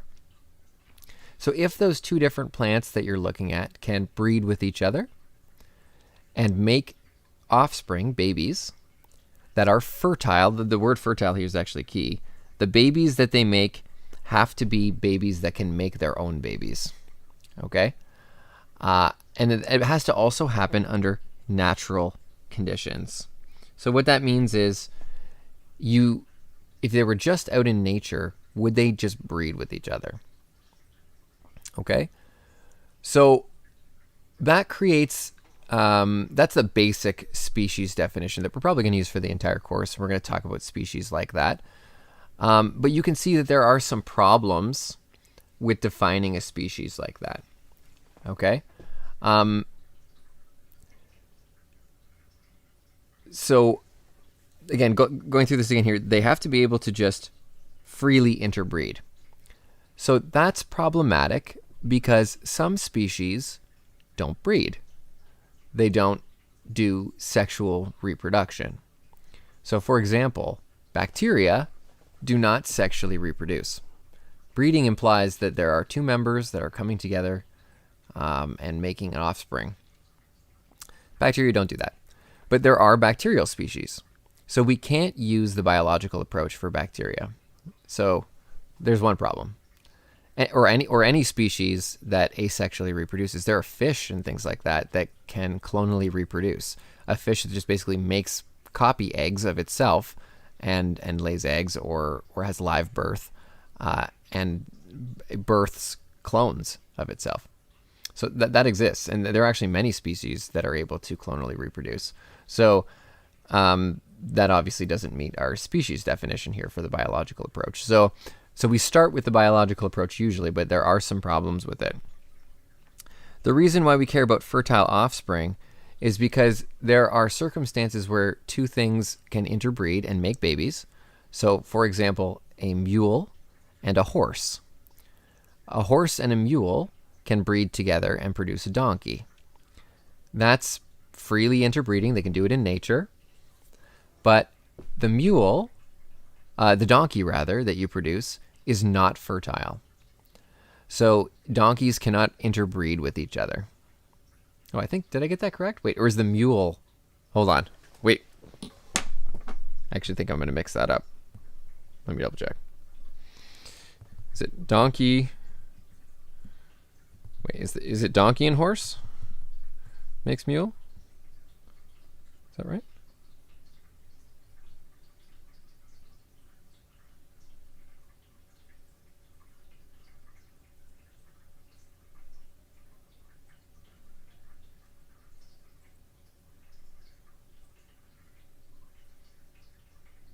Yes, mule. Sorry, I mixed that up. A donkey is a species and a horse is a species, but when they mix together, they produce a mule. There we go. I got that mixed up here. So a mule is then not a species, okay? Not according to the biological approach anyway, because A, they're infertile, so mules cannot breed with other mules. So, so they are, and you also wouldn't call the horse and the donkey the same species, because they cannot produce fertile offspring together. So they're separate species. Okay? And then the natural conditions is also important because sometimes you'll get two different species that could reproduce with each other, like a plains elephant and a jungle elephant. Thank you. Sorry. Thank you for everybody that posted in the comments. Thank you. I appreciate that. Plains elephant and jungle elephants do not interbreed, but that is not because of they can't. They can physically. So you can interbreed them and they make fertile offspring, but they just don't do it in nature because, one, their boundaries don't interact. So they are geographically not interacting with each other. And they also, have different mating behavior and things like that prevent them from breeding under natural conditions. So because that doesn't happen, we call them different species. They are in fact different species. Okay, so that's the idea of the biological approach of species. Now I mentioned that there are several problems with this. One is that not everything sexually reproduces. So we also have sort of an addendum to the biological approach, which we call the morphological approach. And the morphological approach is sometimes also used to determine whether something is a species or not. And what we use for the morphological approach is morphology. Morphology means physical appearance and other characteristics. Behavior is usually included. Okay? When I say characteristics, I mean like biochemistry and stuff like that of the organism, physiology. It's not necessarily what it looks like on the outside. So sometimes there are biochemical components and stuff like that that are taken into account as part of a morphology. Morphology, I mean, in its most basic form, just means shapes. But in biology, it's expanded a little bit to mean shapes and behavior and characteristics, really, of the species. So this is what we use to determine species when we're discussing asexually reproducing ones like bacteria. So when we say characteristics, we mean things like certain DNA is present, so certain genes, or has a particular protein in its outer coat, or reacts a certain way to an external stimulus. Okay? So that would be a characteristic. So we have to kind of add that in as part of our definition of species, because otherwise we wouldn't be able to classify a whole bunch of different species that are not sexually reproducing. And so in that case, we use the morphological approach. Let me give you another example of where the morphological approach is really important. So I'm not sure if you're aware of this, but sometimes the grizzly bear and the polar bear interbreed. They do this. There is geographical overlap between the ranges of these two. Not a lot, but there is. And in nature, you will get a grizzly bear and a polar bear mating, and they produce a growler bear. And the growler bear is fertile. So if we use the biological approach here, the grizzly bear and the polar bear are the same species. I don't know. I keep saying species. And technically the growler bear would be part of that species as well. However, the grizzly bear morphologically is largely distinct from the polar bear. They really are quite different.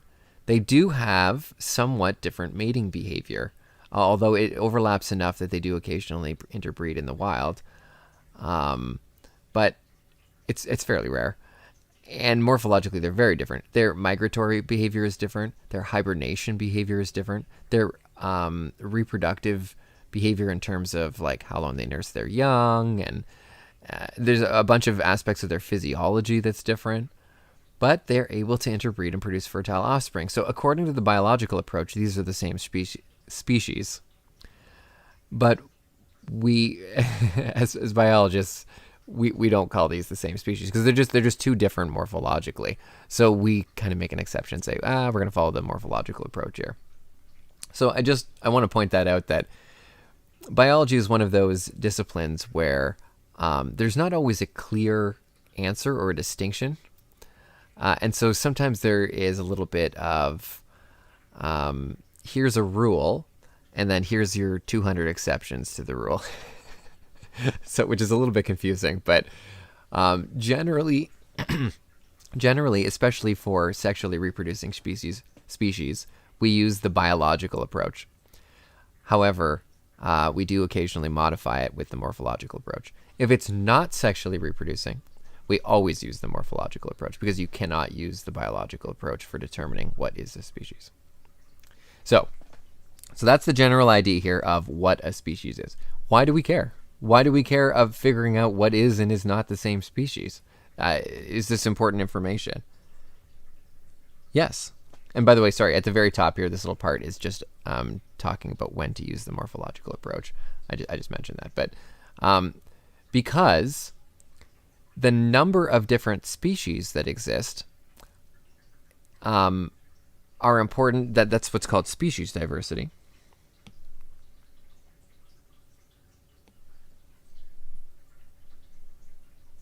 Is important in terms of the resiliency of ecosystems. And you would have talked about this in grade 9. This is like a little reminder of your grade 9 course. Hopefully you talked about biodiversity at least a little bit in grade 9. But when I say resiliency, what I mean is the ability to survive when you run into stress or adversity.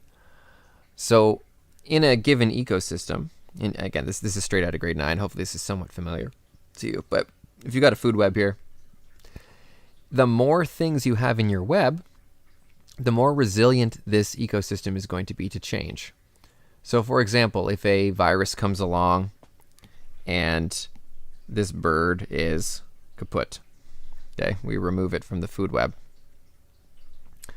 Well, the food web will continue on because the role, the niche of that organism is also being fulfilled by other organisms. And so you're able to support all of the different organisms in the ecosystem, even though you have lost a species, or maybe you've just reduced its population significantly. So, in other words, having more species here makes this ecosystem more resilient. It increases survival. Diversity is equal to survival. So that's species diversity.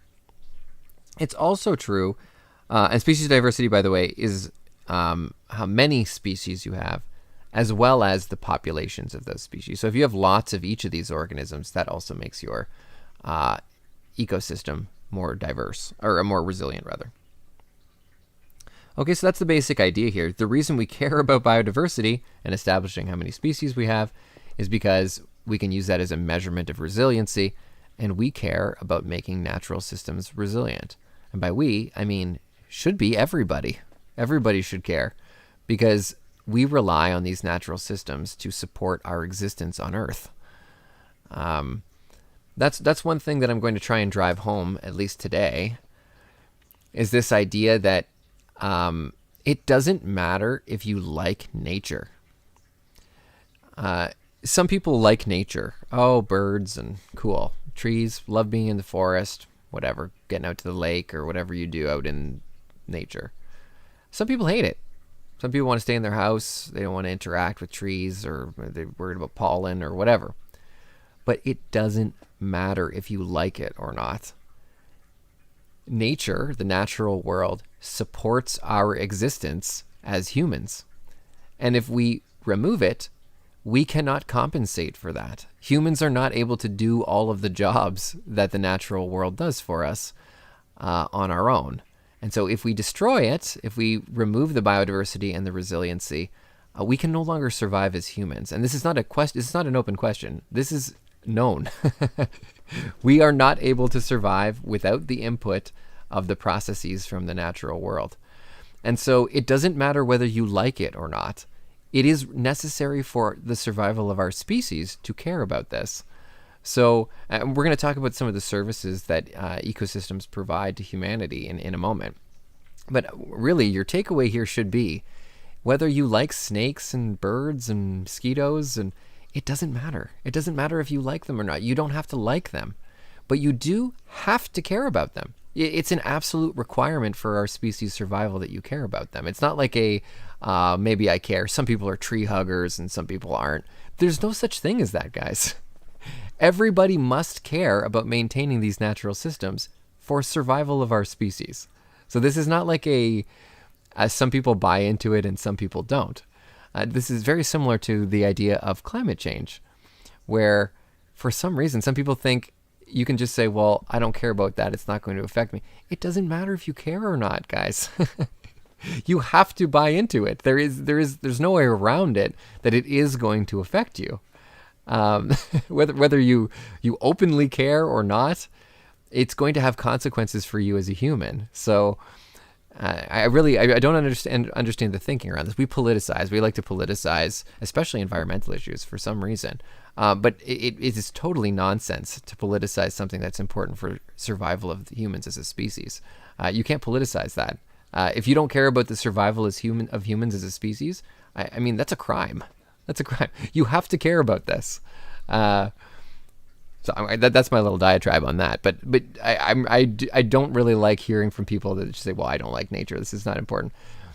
Again, you don't have to like nature. I know lots of people that don't like nature, but still understand its importance. So there are 3 types of diversity. Okay, I've already mentioned the idea of species diversity, but all 3 of these types of diversity are important for resiliency.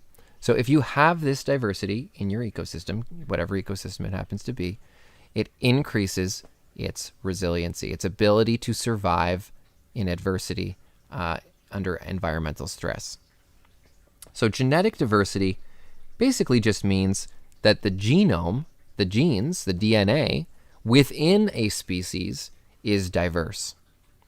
So the least diversity that you could have in a particular group would be a clone or like an identical twin. Okay? That's 0 diversity genetically. That person is identical to you if you have an identical twin. Now, realistically, and this is just as an aside, on a base pair to base pair level, if you were actually to compare their genetic code letter for letter, it's not exactly the same. There's small differences that happen due to random genetic mutation that happens during embryonic development. So they're not exactly the same, but enough the same that it's basically unmeasurable, the differences.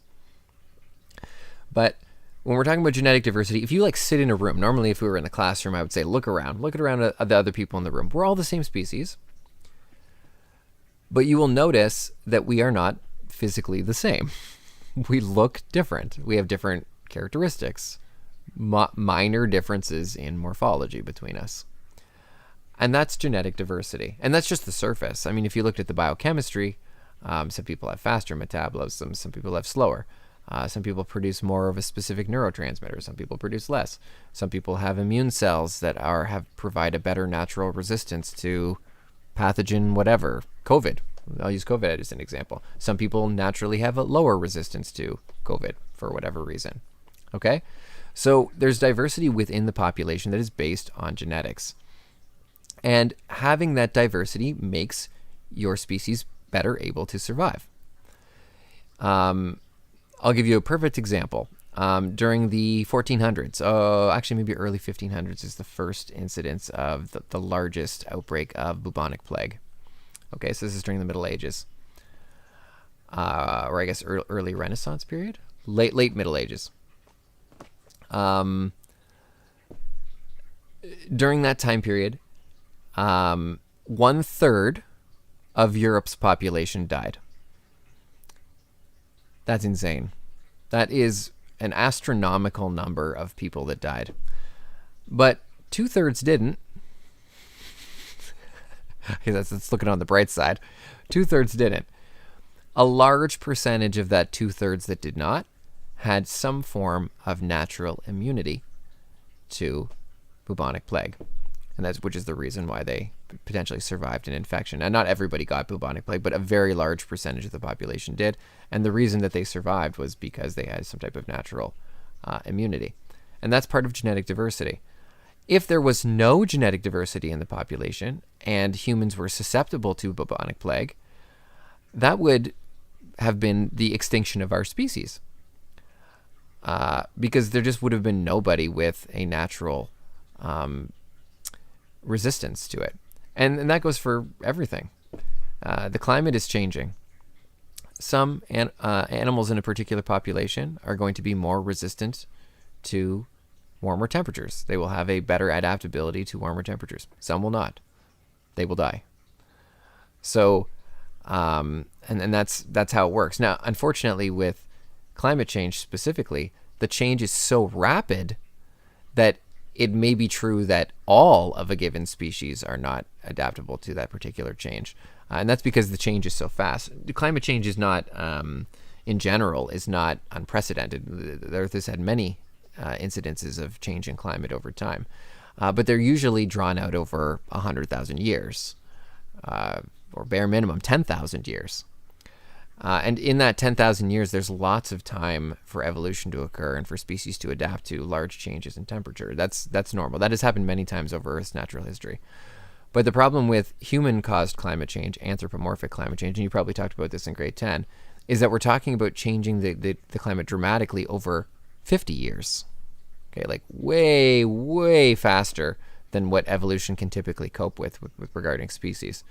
And that is very problematic. So we're going way beyond the genetic diversity of a population to adapt to a particular change in climate. Anyway, so maybe climate change is a bad example of adaptability here, but in general, species are able to survive because of their genetic diversity. Hopefully I did a good job of explaining that. One more example. You guys maybe heard of the Gros Michel before, the banana. I might have taught some of you guys in grade 9, actually. So we would have talked about this in class in grade 9 if you had me. But if you've ever had those little yellow banana candies, if you know what I'm talking about, they're like the hard candy bananas, the little tiny ones. You might have tasted them and been like, this doesn't taste like a banana.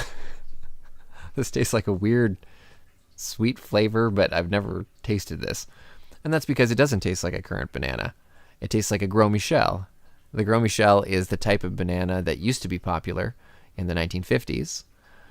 And there was a species of fungus that was very good at killing the Gros Michel. And because the Gros Michel banana was a clone, every single banana plant of the Gros Michel was a clone. They were clonally reproduced. That's how that species of banana was created for trade. It killed all of them. Every single plant was killed by this fungal outbreak. And so then there were no more Gros Michel bananas. And you can't buy a Gros Michel banana anymore. They don't exist. So we have engineered a new clone, unfortunately, of the banana, which is what you buy in grocery stores now. But it tastes different because the genetic diversity that existed in the Gros Michel is lost. So it doesn't taste. That's why your taste of a banana doesn't taste like that candy. But apparently the candy tasted just like a Gros Michel. I've never had a Gros Michel, but that's what I've been told anyway. So I think that's fascinating. So that's genetic diversity.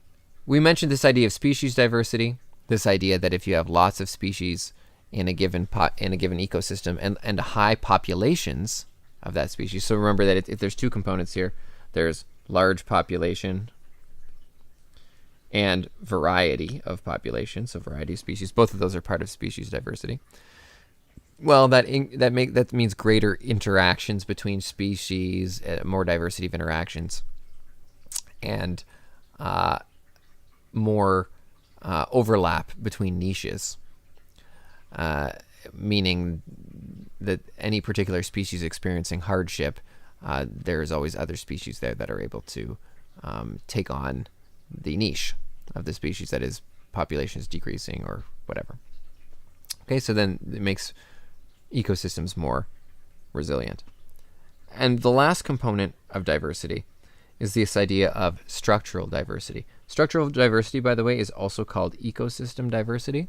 That's actually the exact same thing. Those are synonyms, basically. So sometimes you see it written as ecosystem diversity, and sometimes you see it written as structural diversity. I think the textbook calls it ecosystem diversity. But if you look this up on YouTube, for some reason, everybody has decided structural diversity is better. So, or actually, I might have those flipped. It might be structural diversity in your textbook and ecosystem diversity on YouTube. But anyway, these terms mean the same thing. So what this means is that your ecosystem has a variety of actual physical structures in it. So, for example, if you look at this plantation, there are this is low genetic diversity and low species diversity, but on top of that, there is also just very few places structurally where things can be. You have a ground cover here that is virtually non-existent, not leaving a lot of habitat, locations for species to exist. Same thing is true for in the trees. So either you are adapted to live on this particular type of tree, or you're not, and then it would be highly restrictive to you. And there is really no other structure here on this plantation that is used as habitat. I mean, there are some species of bacteria living here, but it's relatively few. So this is an example of very low structural diversity, and it doesn't support high species diversity. Whereas if you look at a natural forest ecosystem, there are lots of more places here where something can live. Different varieties of plants that each support different types of animals, protists, bacteria. We have different types of soil interacting here. Many different species of ground cover providing habitats. We have tree falls, all kinds of stuff. Okay, so that's structural diversity or ecosystem diversity, and it also influences how resilient a particular ecosystem is. So this is a much more resilient ecosystem than this because it just doesn't support as much species diversity. Okay, so all together, collectively, these three types of diversity form what's called biodiversity. So all three of these are components of biodiversity.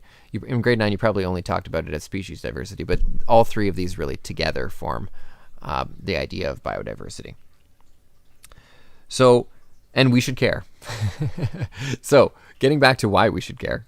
Sorry, I'm maxing my mic out here due to my excitement. What I'm going to get you to do is watch two things. The first, get out of here. The first part is this video that is a summary of biodiversity. It's what we just talked about, and it gives some great examples of the three types. Okay, so I'm going to get you to start with that. It's a pretty quick video. I think it's about 5 minutes long, and it's an overview of what we were just discussing, really, with some good examples and animations. The second component here is a discussion of what are the services that ecology performs for humans. Okay, and you're going to use this to answer this question in your notes, which is, what is the importance of biodiversity? And you're just going to list off the services that ecosystems provide. I believe there's 4 that are mentioned in the video. And after the video, I'm hoping that you'll agree with me here that the services that are provided by strong biodiversity in the natural environment are essential for human survival. It's not like something that you can sign up for or be like, no, I don't really care about that.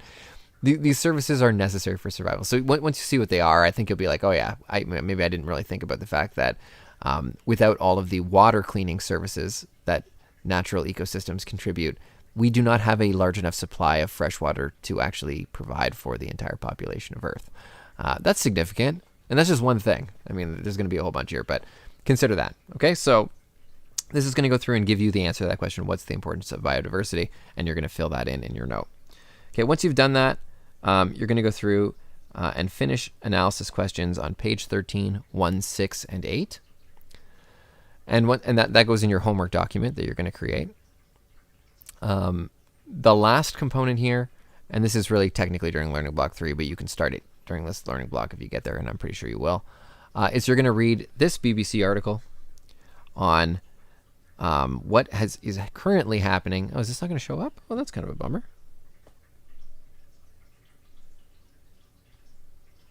Can I get that to show up on my screen? No. Well, that's a bummer.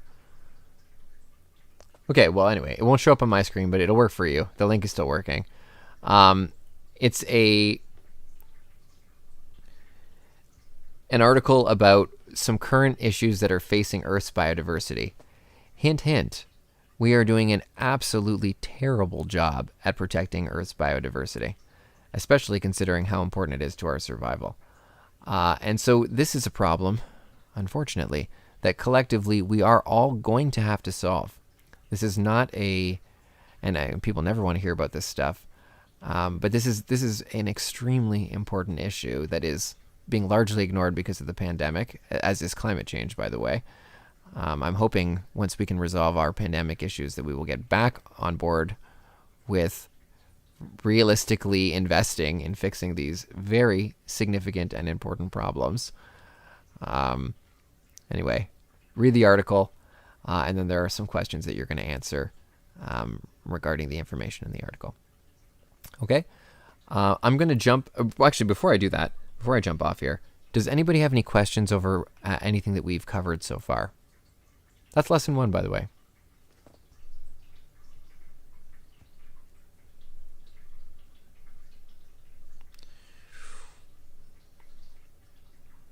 pick up on classification tomorrow. If I don't see any questions down there, I'm going to throw up my little screen. Sometimes I put a quick little summary of what you're working on. Sometimes I just tell you to refer to the page if it's too much stuff. But I will be available in the chat for the entire day, again, all the way till 12:50. And in Learning Block 3, I will be just sitting in a Google Meet, waiting for you to drop by. And if you have any questions or comments or want to chat about something regarding biology, I am always available during that time, and I look forward to hearing from you.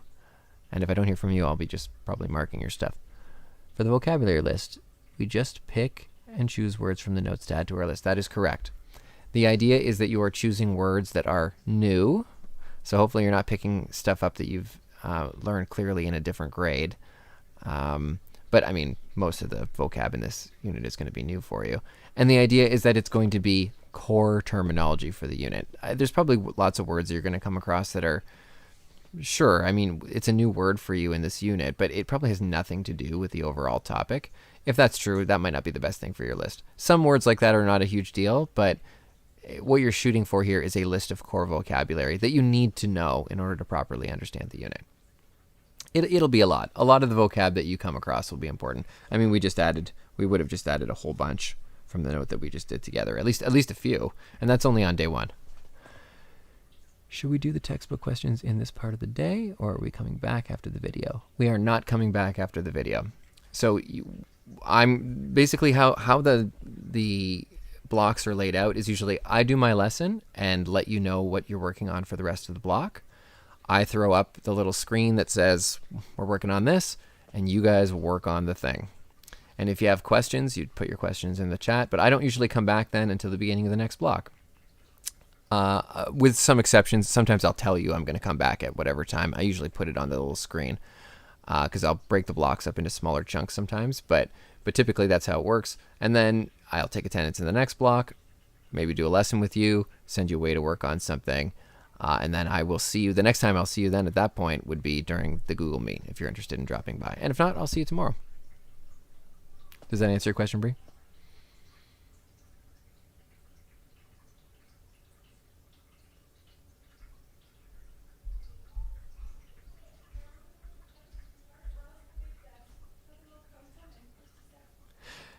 Where do you find the videos? They are posted on the Content tab. So again, if you go to the Content tab on Brightspace and you go down to Diversity, that's the unit that we're on right now, and then keep going down, find day 1, and then that's where you're going to find all of the content that we're going to run through today. It's done as an agenda, so it's like, okay, in block 1 we're going to do this, in block 2 we're going to do this, and then it's usually numbered. First do this, then do this. There are the videos right there. So there's one on biodiversity and one on ecological services, although that's not what it says in the title, but that's really what the video is about.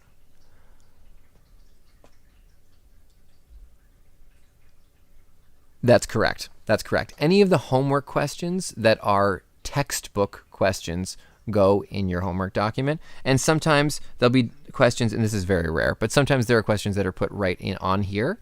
And you might be like, oh, well, where do I do those questions? On the homework document. But it's primarily just textbook questions. Anything that you do in the course notes just stays in your course notes. You don't need to write that down in your homework document. Should our answers for the article questions just go with the textbook questions in the doc? That's correct. Yep, that's right, Bree. Should we include the article analysis questions on the homework doc, or is there somewhere else you should submit those? They go in the homework doc. You're talking about for the article? Yes. So you, if you want, you can just copy and paste these questions into your doc and then add your answers after the question. I mean, that's probably the easiest way to do it. How many sentences do we write per question? Well, you need to write enough information to adequately answer the question.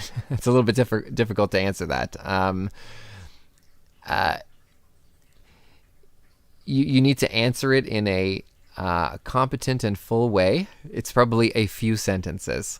I think maybe what you're asking, Andrea, is am I expecting long paragraph answers for these questions that are like very detailed and thorough? No, I am not. I'm asking you to answer it adequately As in, if somebody read that, they would read that as the answer to the question, not necessarily a have you written an article that I could publish about about that particular question. So it's usually a few sentences.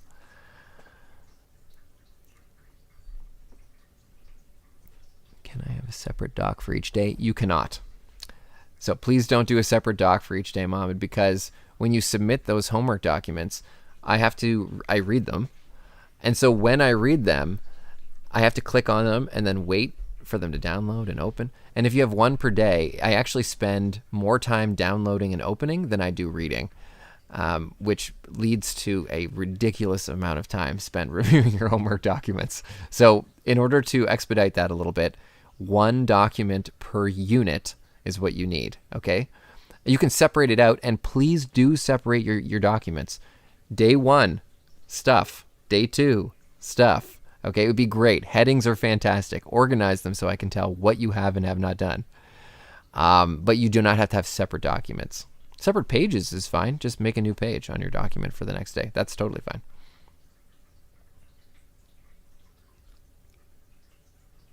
But you should be using full sentences. Yes, I mean, regarding answering these questions, yes, you should be using full sentences.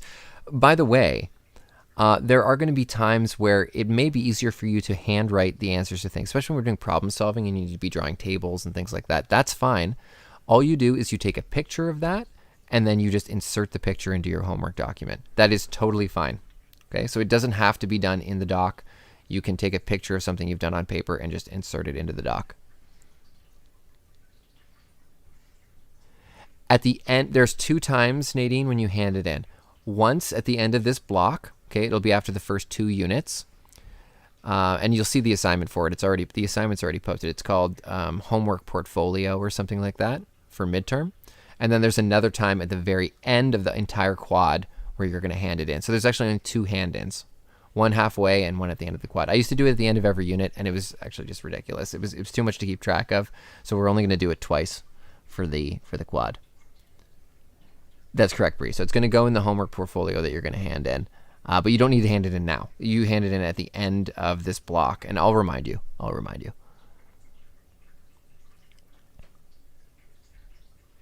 No, Aaron, you do not need a bibliography for your homework document. You won't need citations for this. Okay, that it's totally fine not to have it for the homework document. In the assignments themselves, I'll always go over this, but in general, every assignment has some type of works cited, and I'll explain to you how you're going to cite things per assignment. It's a little bit different. But the strategy is similar. We're always going to use APA citation, but it's really in the assignments that I'm going to be looking for proper citations, not really in your homework. I mean, you are going to be doing some research in your homework, but I'm not super concerned that you're citing sources properly when you're doing your homework questions. Mostly because I would be asking you to do that just for like posterity, because I won't have the time to be able to look into those sources that you're citing.